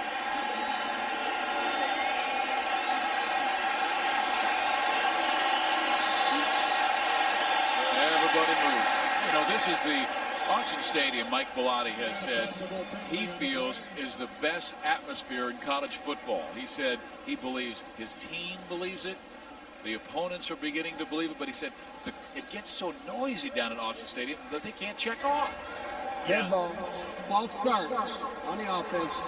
5-yard penalty. Oregon State knew it coming in. They would have to do a lot of silent count, and they go to the line of scrimmage without a lot of audibles, Jonathan Smith electing to go on quick count a lot tonight and really having to stick with the play that's called. The attendance tonight, standing room only 46,115. The largest crowd ever to witness the Civil War. Started in 1894. This is Simonton up the field. He's very close to a first down. Needed to get to the 42-yard line for a first down. Look how enthusiastic he still is. Pops back into that huddle. 16 yards to play, and they do get the first down. And more importantly, the ball's delivered on time and right where it needs to be. Simonton catches it right in stride, and you see when the ball's thrown on time, boy, as Wilcox comes over and just drops a hammer on him. But when the ball's thrown on time, it allows the receiver that much more of an opportunity to get up the field and make a play. Boy, that has been like Justin Wilcox all year long. The quarterback turned safety, turned cornerback. Roddy Tompkins trying to get to the sideline. Will get a few, but not much, about the 47-yard line. Roddy Tompkins' 5-yard gain. If you're Oregon State right now, the rain's starting to drizzle down here at Autzen Stadium, and a lot of the rain coverings coming out. But what it means for Oregon State is there's 6:38 left on the clock. You got to get a score now, get on the board, and give your offense an opportunity, because it's that much harder to throw a wet ball. And it seems like now they got to work Simonton into the mix too a little bit. He's just starting to get warmed up. Simonton to the 50. Simonton very close to a first down. I was reading about the history of this rivalry the last week, and reading about so many sog bowls, they call them, and fog bowls, and soup that they would play in, because here in the Pacific Northwest, well, as you know, it does rain, and we have been blessed all year long. This is the first time it has really rained significantly in a ball game at Autzen Stadium this year. There has been much more rain in games at Corvallis for some reason. That's why they call it the Corvallis curse. Smith, Prescott juggles it, holds on, and gains about 2. Dietrich Moore in the tackle. There's that play that Oregon State loves to run. It's called the rock and lug. Rock, where the receiver runs a little bit of a rock route or takes a step backwards, and lug, the receivers out in front blocking. But that time Oregon again has the answer for Dennis Erickson's offensive play calling. I think Dennis Erickson would like to throw out the rock and lug and throw it deep and get the rock and roll going. That's right. 2nd and 9. Simonton inside the 40-yard line. He needs to get to the 37 for a first down, so it'll be 3rd and short. There's Michael Fletcher again with Brandon McLemore. Two safeties that James Lofton talked about in pregame. Kenny Simonton has such great eyes as he goes off. He's going to look for a place to hit it up inside. He does such a good job finding the crease. Then he's able to spin free and get some more yards. Well, listen to this crowd on 3rd and 2.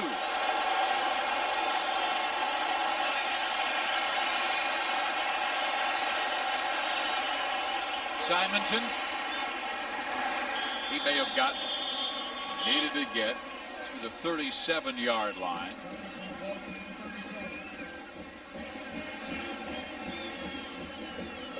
I think they'll give it to him.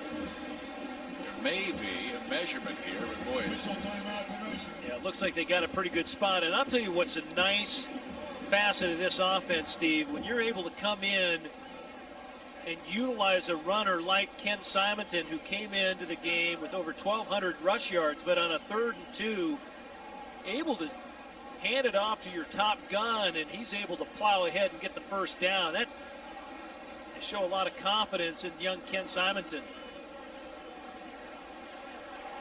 They've got the first down.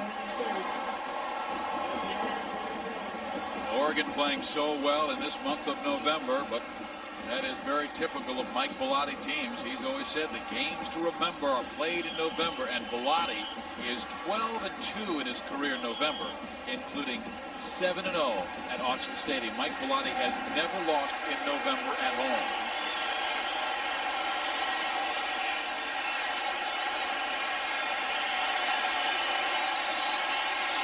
Oregon showing blitz, and here they come. Smith in trouble, looping it downfield. Tompkins at the 15-yard line for the first down.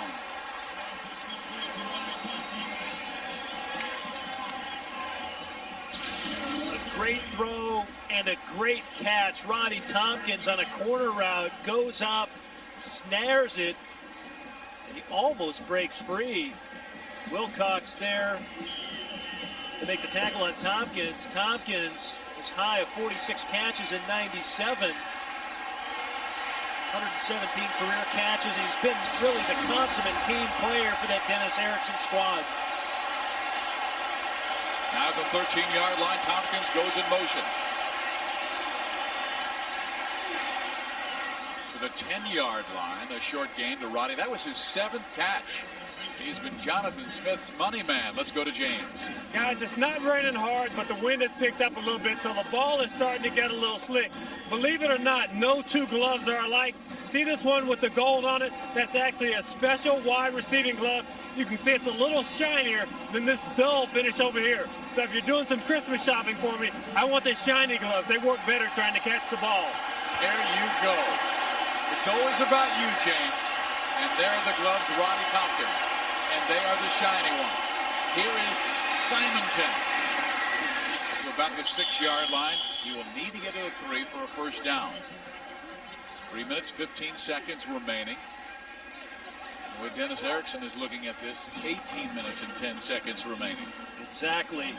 Simonton again doing a good job squaring his shoulders, and Dennis Erickson knows he's got to punch one in here. The clock definitely not on his side. Another crucial third down for Oregon State.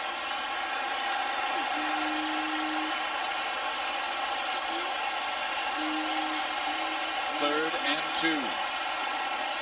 Simonton, touchdown!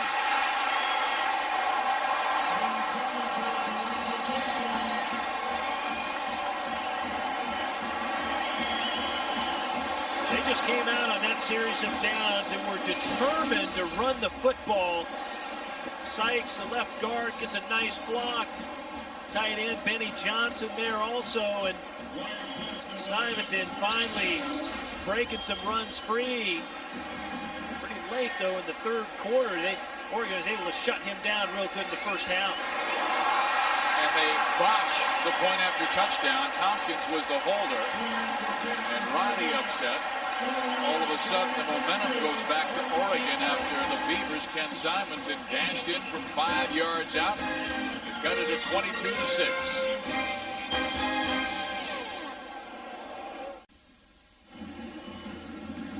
Oregon State goes 81 yards in 12 plays, capped by that young man, Ken Simonson's 5-yard run.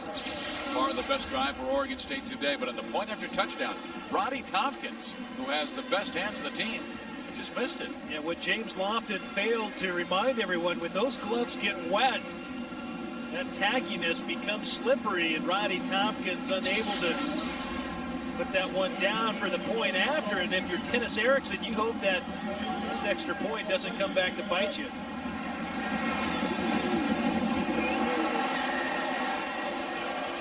Michael Fletcher from 2 yards deep. Fletcher high hurdles a tackler at the 20-yard line.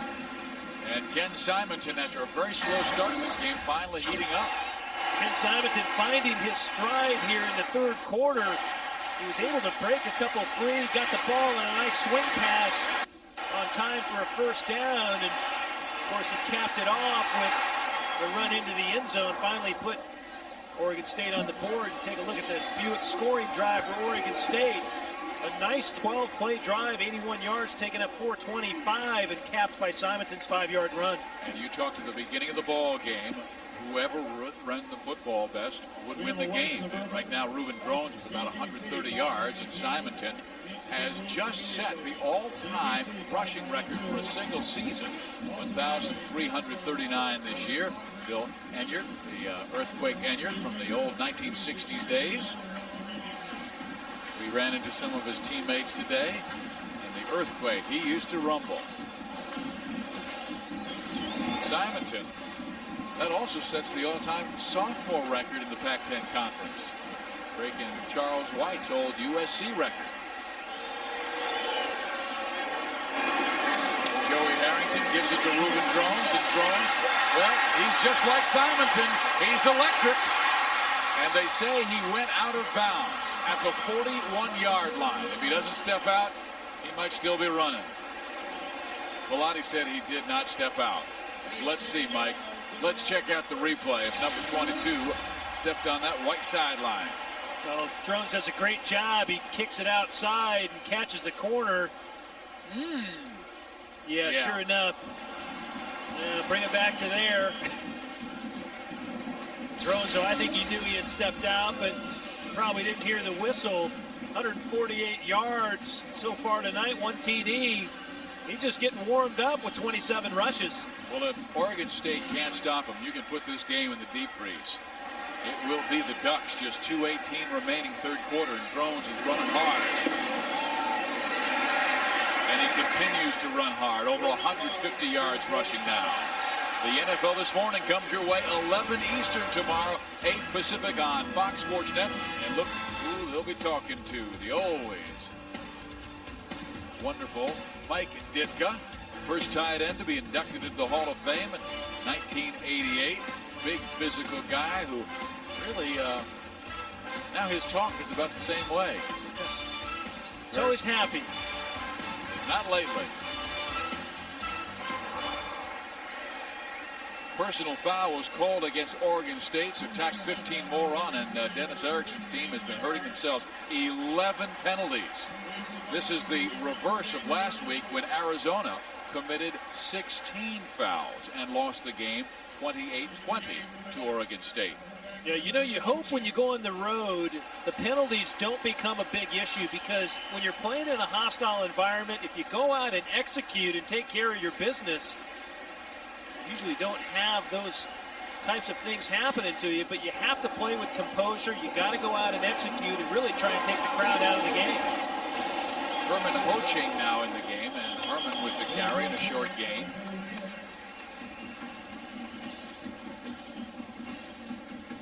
Let's go to James. Tom, you talked about Ruben Drones just getting warmed up. Well, getting warmed up, it's cramping up a little bit at the same time, too. You know, it's just cool enough tonight where you're working extra hard to keep your muscles warm. You see the trainers on the sideline trying to get those calves loosened up. Now, what he's got to do, he's got to take in some extra fluids. You don't feel thirsty when it's cool like this, but you're still losing fluids. Thank you, Dr. Lofton. Oregon with a 22-6 lead will check on Ruben again. Stay Ho-Ching. He busts outside. Flag goes down. And this might be holding. Sure looked like that left side. Offensive line might have been holding for Ho-Ching to escape around the left.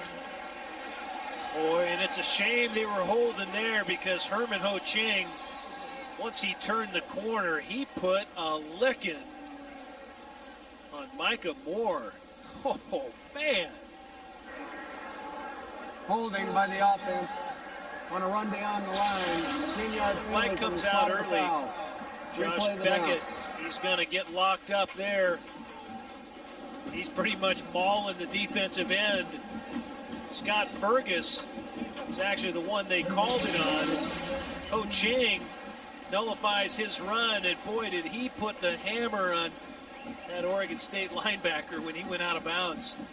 Well, it's important for Oregon State, if they're to stay in this game, to stop Oregon on this possession. I mean, here it is, second down, 24 yards to go for the first down. And Joey Harrington breaks the huddle, sending Marshawn Tucker and Tony Hartley to the right side.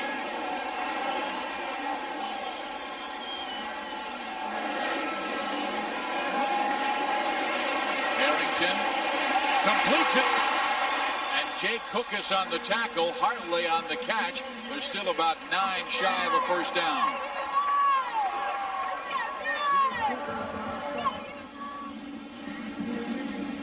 Hartley able to spring free once again in the defensive backfield and just runs away from Hayward Johnson. A nice crossing route ball delivered on time. Finally brought down there, but at least it affords Oregon an opportunity for a shorter third down, a 3rd and 8.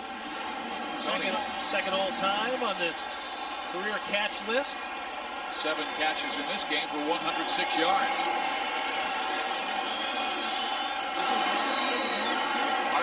Harrington back to throw.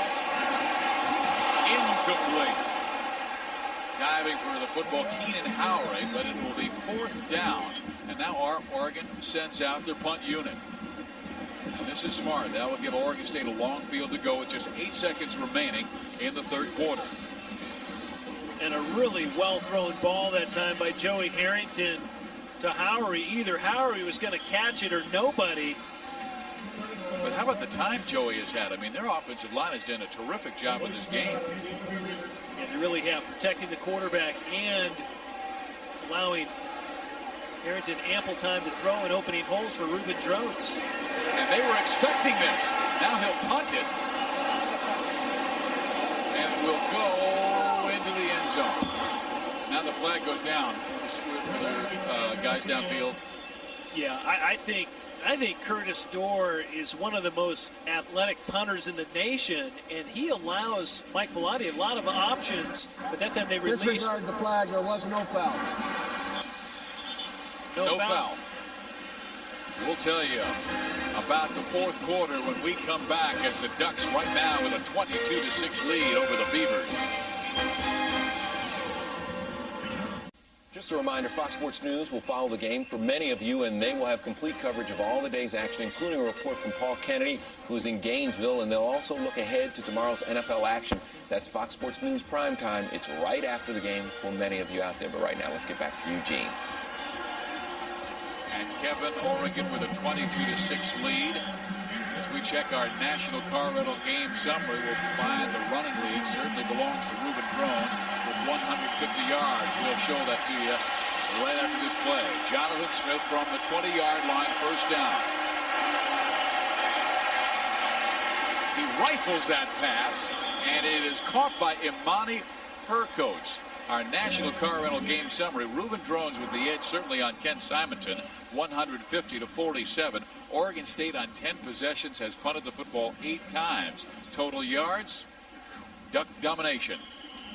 Rushing yards, again Ducks. Yeah, it really comes down to rush yards, 163 for Oregon, 8 total for Oregon State. They finally got Ken Simonton, that was the good news, on track on that last drive of theirs.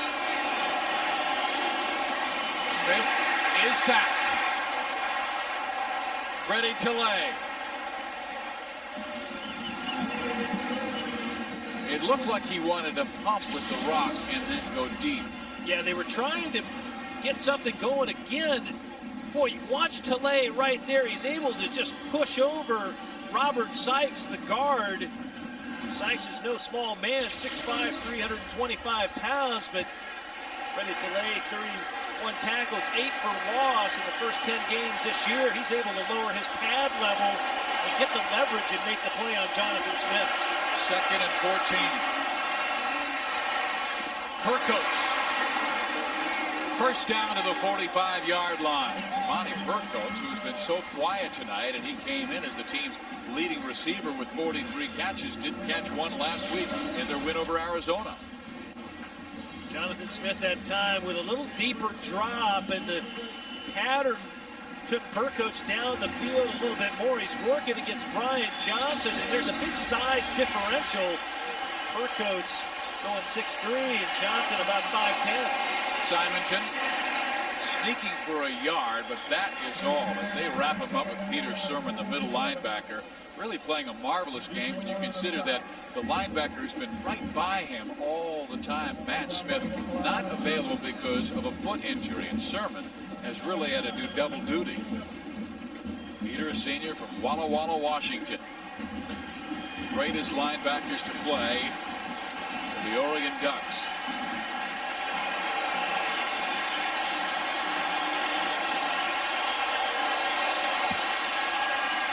Screen, Simonton, 50, first down to the 42-yard line. Michael Fletcher on the tackle.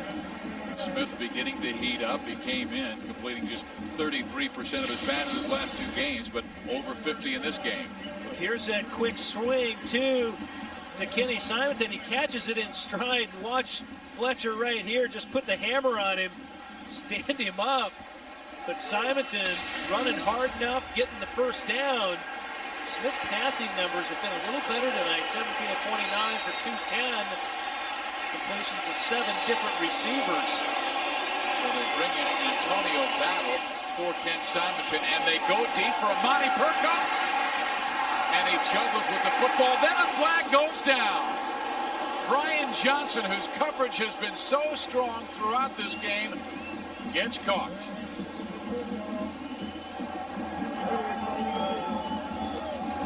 Good read that time by Jonathan Smith.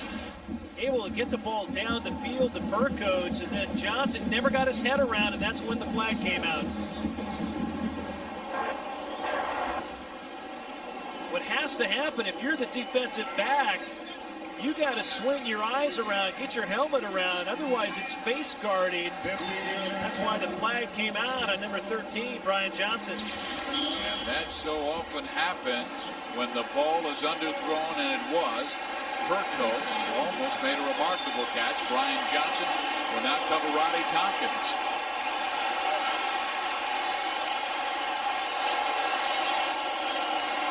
Smith again going deep. This time Tompkins broken up in the end zone by Brian Johnson.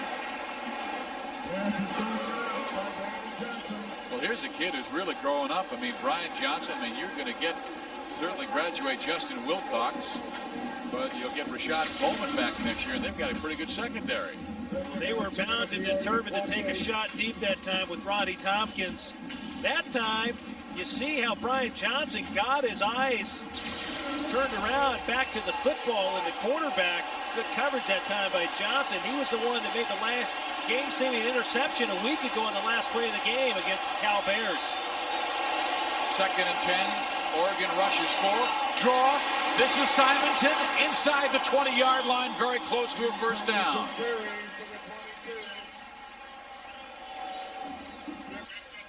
Boy, that was a play that really worked last week against Arizona.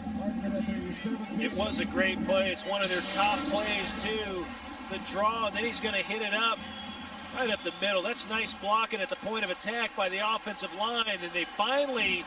The O-line of Oregon State finally seeming to hit their stride a little bit, knocking the Oregon Duck defensive line off the ball.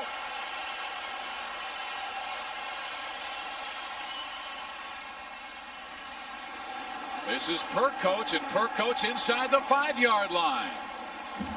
So it'll be 1st and goal at the 4-yard line. How about this comeback by Oregon State? Oregon State can put points on the board in the 4th quarter. They've outscored opponents 123 to 37 on the year. So you know what they're capable of, and the defense tends to step it up when they know that offense is putting things together. Look how strong they've been in the 4th quarter. Now they'll give it to Simonton. Ken blasts off the left side, and then he is rolled over by Michael Collier and Brandon McLemore and Dietrich Moore. Dietrich, a senior from Anchorage, Alaska, his 3rd year starting. Once again, Oregon slamming their line. Boy, Dietrich Moore does such a great job exploding to the football from that outside linebacker position. He's not real big, but he's awfully strong. One of the strongest players on that Oregon Duck defense. Smith gives it to Simonton again. He'll leap for another yard. It'll be 3rd and goal, though, at the 2-yard line as Jason Nicolau set him back.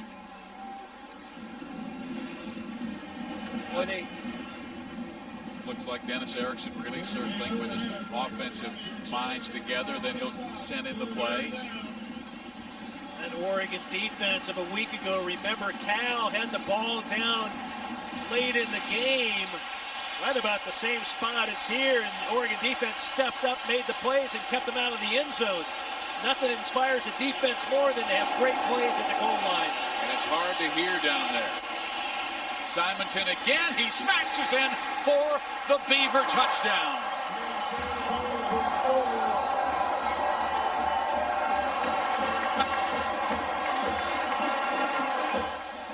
And Oregon State will go for 2, and why not? Because even if you don't make it, touchdown field goal ties the game. But if you make it, it's a real bonus at 14. That's right, they'll make it interesting. Simonton again, keeping his pad level low. He's so hard to pick up behind that offensive line. When he hits the hole, he's going 100 miles an hour. Makes it awfully tough on that defense, and that's just a great piece of inside running by young Ken Simonton. I'll tell you a great story. Ken Simonton's father, Ken Simonton Sr., played football against Nick Aliotti, the defensive coordinator of Oregon. With Nick. That's right. At Pittsburgh High School in California. Now they're going for the 2-point. 3 receivers left side. They pitch it to Simonton. He sweeps, cuts back, has the 2, and all of a sudden it's an 8-point game. If this was college basketball, they'd say, well, they just needed 1 possession. Touchdown, 2-point conversion, tie game. It's 22-14, 10-17 to go.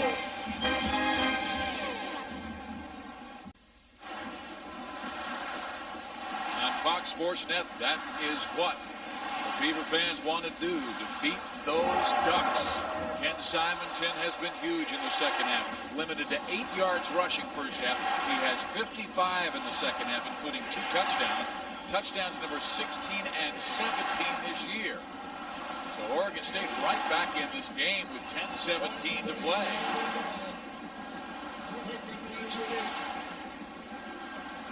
Sonny Cook and Michael Fletcher. The wrong guy, Fletcher. He picks it up at the 10. And Michael is out to about the 25-yard line. How about Ken Simonton in this game? Boy, Simonton has been so effective rushing the ball inside. You see, he just hits it right outside the tackle. He's able to push Dietrich Moore into the end zone, and then the 2-point conversion, he just cuts it up, and not to be denied. Again, lowers his shoulders and gets inside. The numbers been progressively better for Ken Simonton. First half only 8 yards, second half a 4.6 average, 2 touchdowns, 55 yards, and give a lot of credit to that offensive line, too. They're doing a nice job up front for the Beavers. And Ruben Drones, after those leg cramps, back in the game, blocking for Harrington. Harrington finds his target for a first down. Tony Hartley, who has 8 catches in this game. He's 9 shy of the all-time school record, but he has always had unbelievable numbers against these Beavers in his past. 4 touchdown catches for Tony Hartley against Oregon State. This is where Joey Harrington has to be really effective.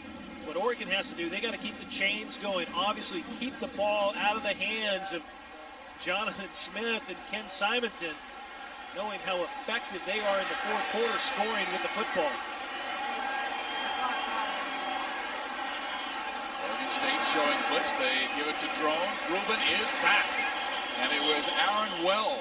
There's a flag down in the play, but Wells, we smelled that out beautifully. 35 by Aaron Wells. He had a little Thousand Island dressing. He could have had himself a Reuben sandwich. He was so quick to that play.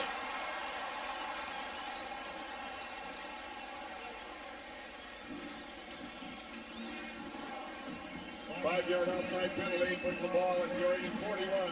Well, Jeff Tedford, the offensive coordinator for Oregon, told us the weather's bad. Reuben could run 40 times. He's getting up there as Ruben Drones in this game now with 28 carries.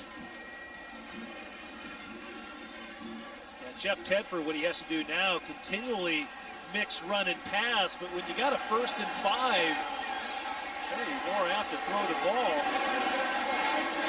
They go to Reuben Drones again on 1st down and 5, and they gain about 2-3 yards. Now with 29 carries in this game. Jonathan Jackson, middle linebacker for Oregon State. He knew that 22 was going to get the ball. He sniffed it out. Hey, right now, nice time for play action if you're Oregon. You've shown drones quite a bit. They haven't taken a lot of shots deep tonight either. Keenan Howery, number 15, might be able to use his speed in a one-on-one fashion against Dennis Weathersby. They run drone. Boy, James Allen was all over it, stretching it out, making sure drones cannot get to that sideline. Football news is weeknights at 6 on Fox Sports Net. Get all the football news you can handle with the NFL, college, and high school in your area. Just call that pigskin news. Anything you need to know, dial it in. I'll tell you what I like about Oregon State's defense right now. They know Drones is going to get the ball. They stepped up, and they're making some plays now. Big 3rd and 3 with 7:42 remaining. They try and run the option. Harrington dives forward, then fumbles.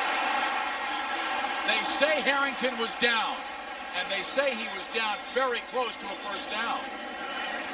Steve, I think the spot may be short of the 1st down.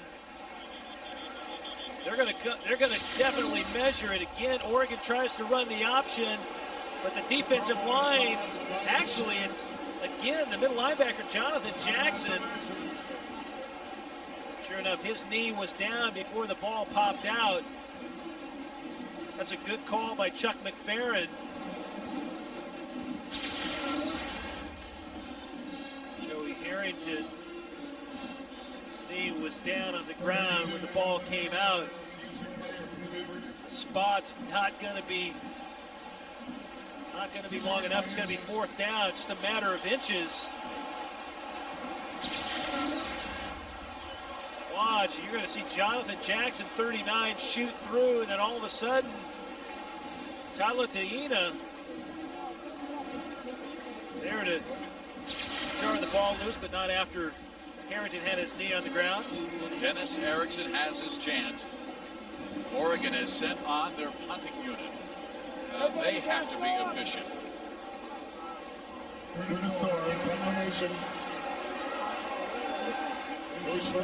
Now Oregon calls timeout. Boy, that's interesting. That will be the first timeout used by either ball club in the 2nd half. 7.5 to play. Ducks lead by 8.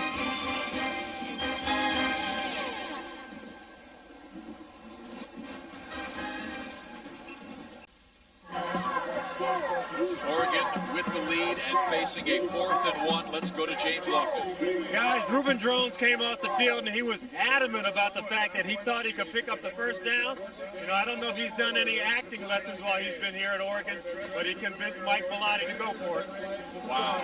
Thank you, gentlemen, for Does joining that us. surprise you that they'll go for it? Well, it does surprise me, even though Reuben Drones hit the 1,000-yard mark tonight, 167 rushing yards, pushed him over that barrier, but I am awfully surprised only because if you don't make it, Oregon State has a short field, and well, I tell you, maybe he's trying to draw him off sides. No. I don't know. The mark is going to be huge by the officials. They didn't give it to Reuben Drones, even though he was doing most of the arguing on the sideline. You know, if I have Curtis Dorr in my back pocket, the great punter for the Oregon Ducks, I think I elect to drill it deep. They're going to check. McFerrin's going to wait for a 1st down, but interesting game management call by Bellotti. Credit that one, I guess, to Reuben Drones. And he didn't get the football. He just shoved Harrington in the backside. Joey Harrington, 6'4" frame. Boy, he's barely made it. He did get a little push from behind by Drones. awfully close. Gambling offensive style of the Oregon Ducks. So now from the 46-yard line, they'll have that field, that clock, with an 8-point lead. Drones hammers his way for another Duck first down.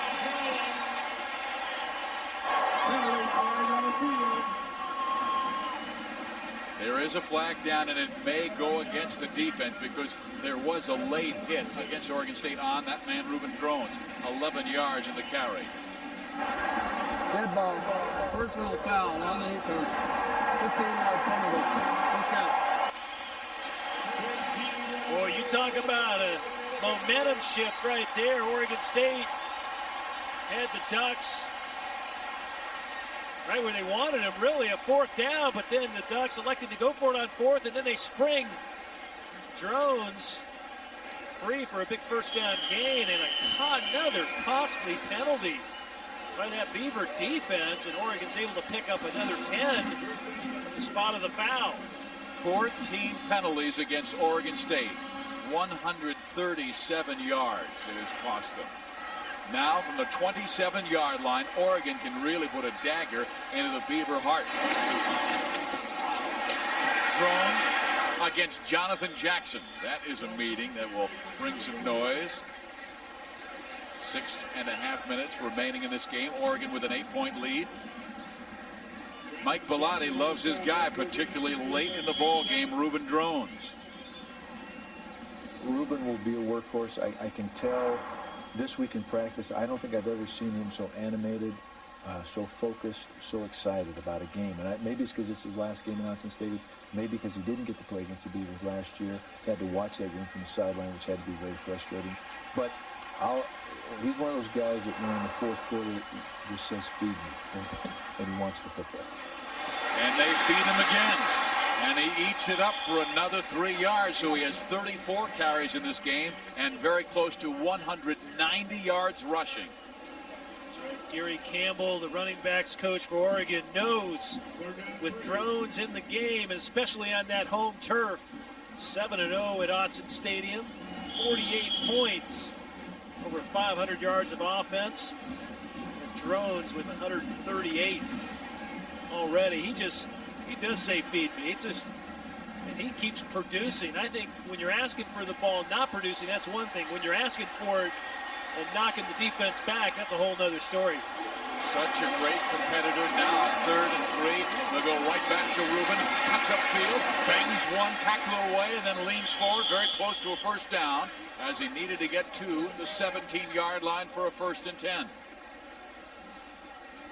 I believe they're going to be a little short this time as well, but Mike Bellotti this time electing to have Nathan Villegas come out at 3 first-quarter field goals and able to line up now on a 4th and 1 for the Ducks. And this one will come from about 35 yards out, well within Villegas' range. There is a crosswind blowing right to left, but he's on the right hash mark, so it could help him. And it is long enough, and it is good, and there's a flag down after the play.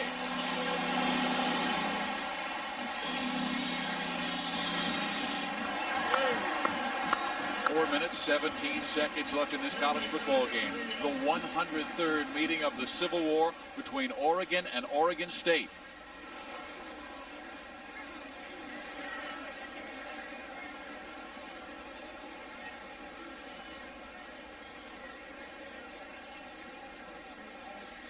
Chuck McFerrin conferring with his team of referees, roughing the kicker on Oregon State.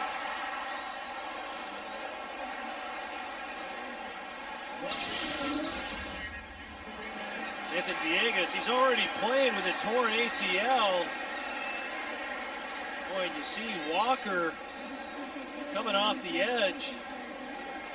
Really got blocked into him. And look at Joey Harrington trying to see how fast he can get to Nathan. Are you all right? Because remember, it was Joey. Roughing the kicker on the defense.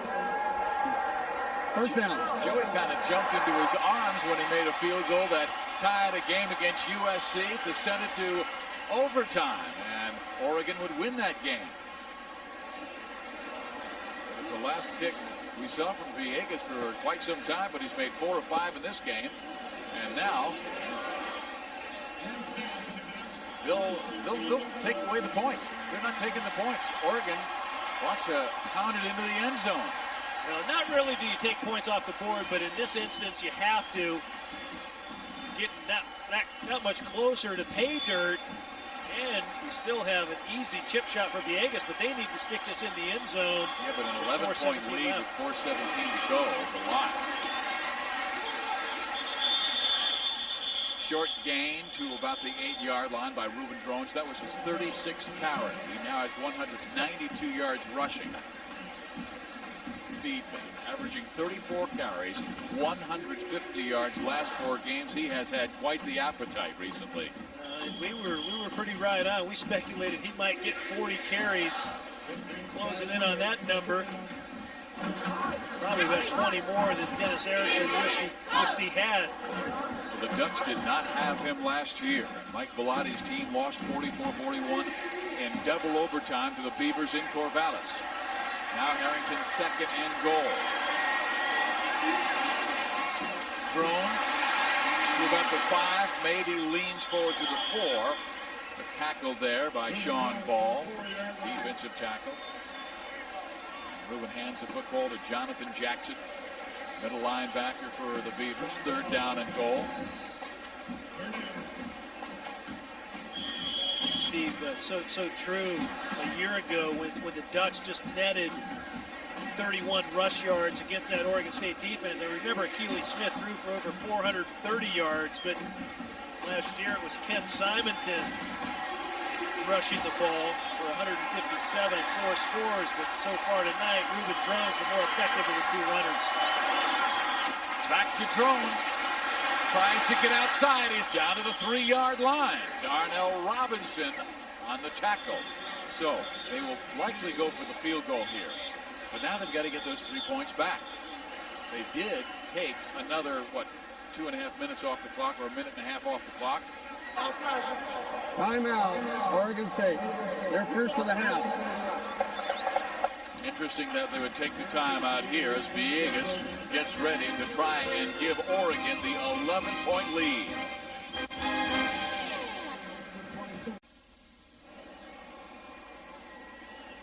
.235 remaining in this football game. Oregon leads by 8. James Lofton. Guys, Mike Bellotti has a master's degree in coaching 101, and what he did at 7:30 with remaining on the clock, he went for it on 4th down, taking points off the scoreboard. Now, if you're really going to get that PhD degree, you take a delay a game here, you give your field goal kicker a better angle to kick this field goal with. Wow.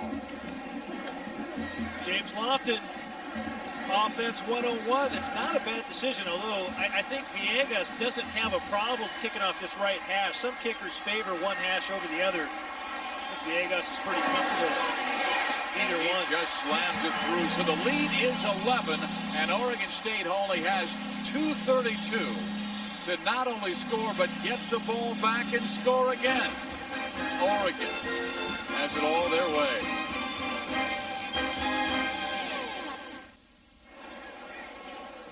Oregon with an 11-point lead with 2.5 minutes left in this game.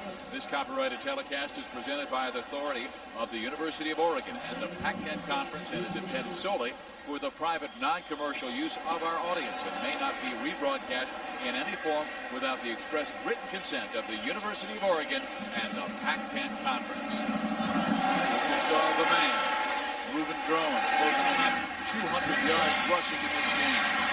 Here comes Robert Prescott out near the 30-yard line, but special teams so many times can decide games, and they have been critical in this contest. Well, this play early on, Mike Fessler unable to hang on to that one, and the slippery ball, Michael Fletcher unable to hang on to that one. Oregon State had it down deep, was able to score, and then Roddy Tompkins couldn't handle the point after touchdown on Oregon State's first score.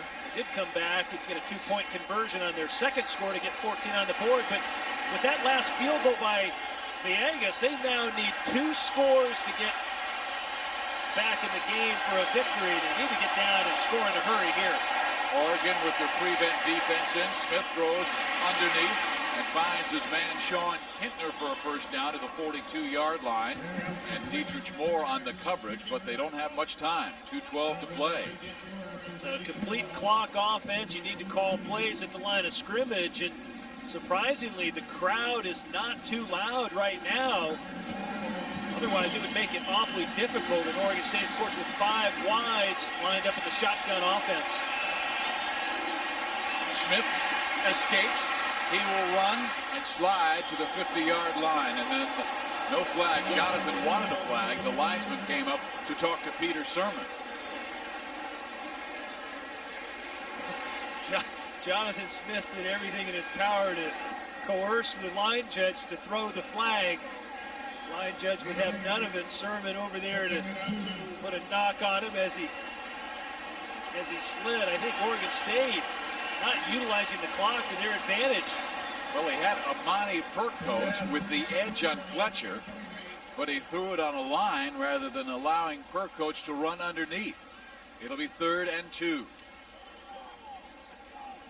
Stay with us, because after the game on Fox Sports News, we'll tell you all about Stanford going to the Rose Bowl. First time since 1972. And UCLA and USC have that come out. USC going for the first win in 8 years. Florida State, number 1 versus number 3 Florida. All the highlights and next on Fox Sports News. Smith. Nope. It'll be 4th down. 4th down and 3. Must go for it with 1:23 and counting.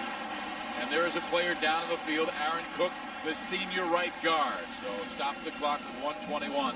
And that is the 5th sack by Oregon in this game. Last week, they did it with interceptions. Oregon with 6 interceptions. The most since they've had since the 1940s against any ball club. 6 interceptions against California. And that's Saul Patu really stepping up tonight, as well as that entire defensive line of the Oregon Ducks.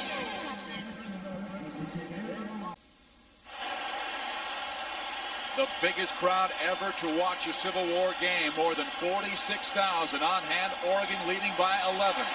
The Beavers facing a 4th down and 3 situation at their own 47.5-yard line.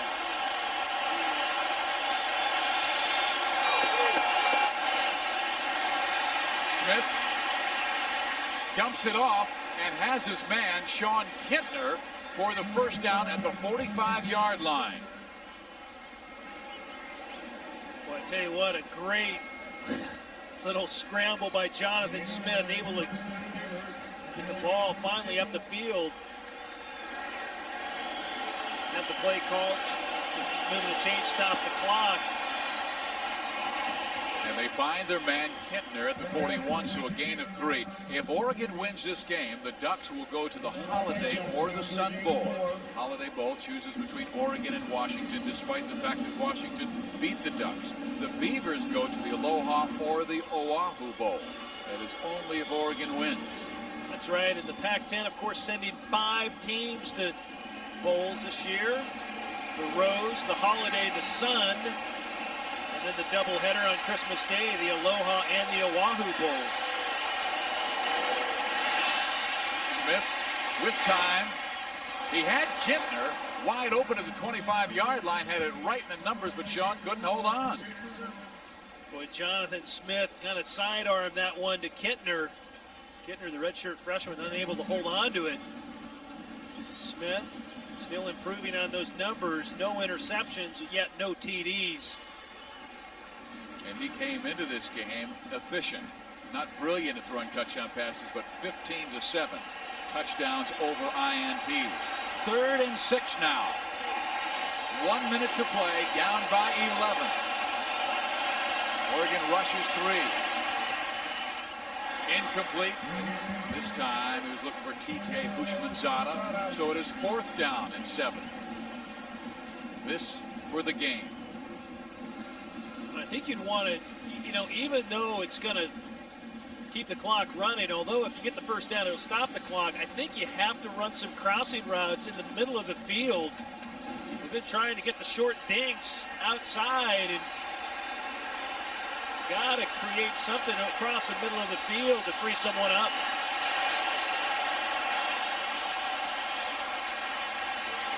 It's knocked down, and Oregon is going to win this game.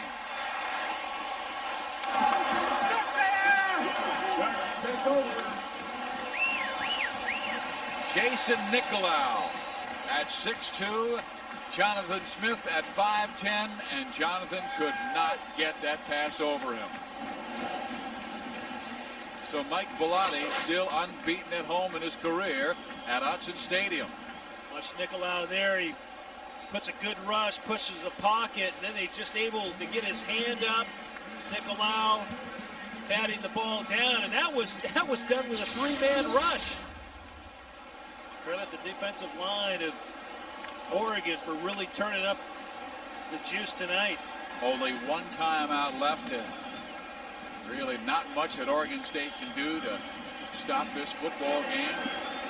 And so many guys playing their last game at Autzen Stadium, including our player of the game. Well, there's Justin Wilcox on the defensive side, did a remarkable job, and the great Oregon wide receivers.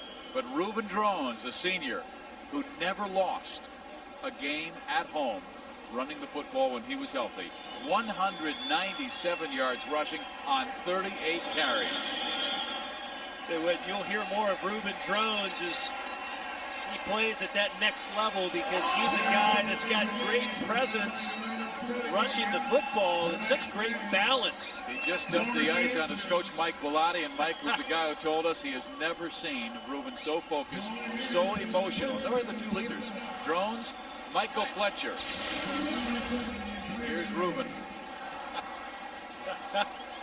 Nice to use ice. And Mike just lets it fall. Well, we've had the Sauk Bowl, the Fog Bowl in this series back. They're counting it down. And the 103rd Civil War belongs to the Oregon Ducks. And Reuben Drones, what a game. 38 carries, 197 yards, and a 26-yard touchdown run as the Ducks beat the Beavers 25-14.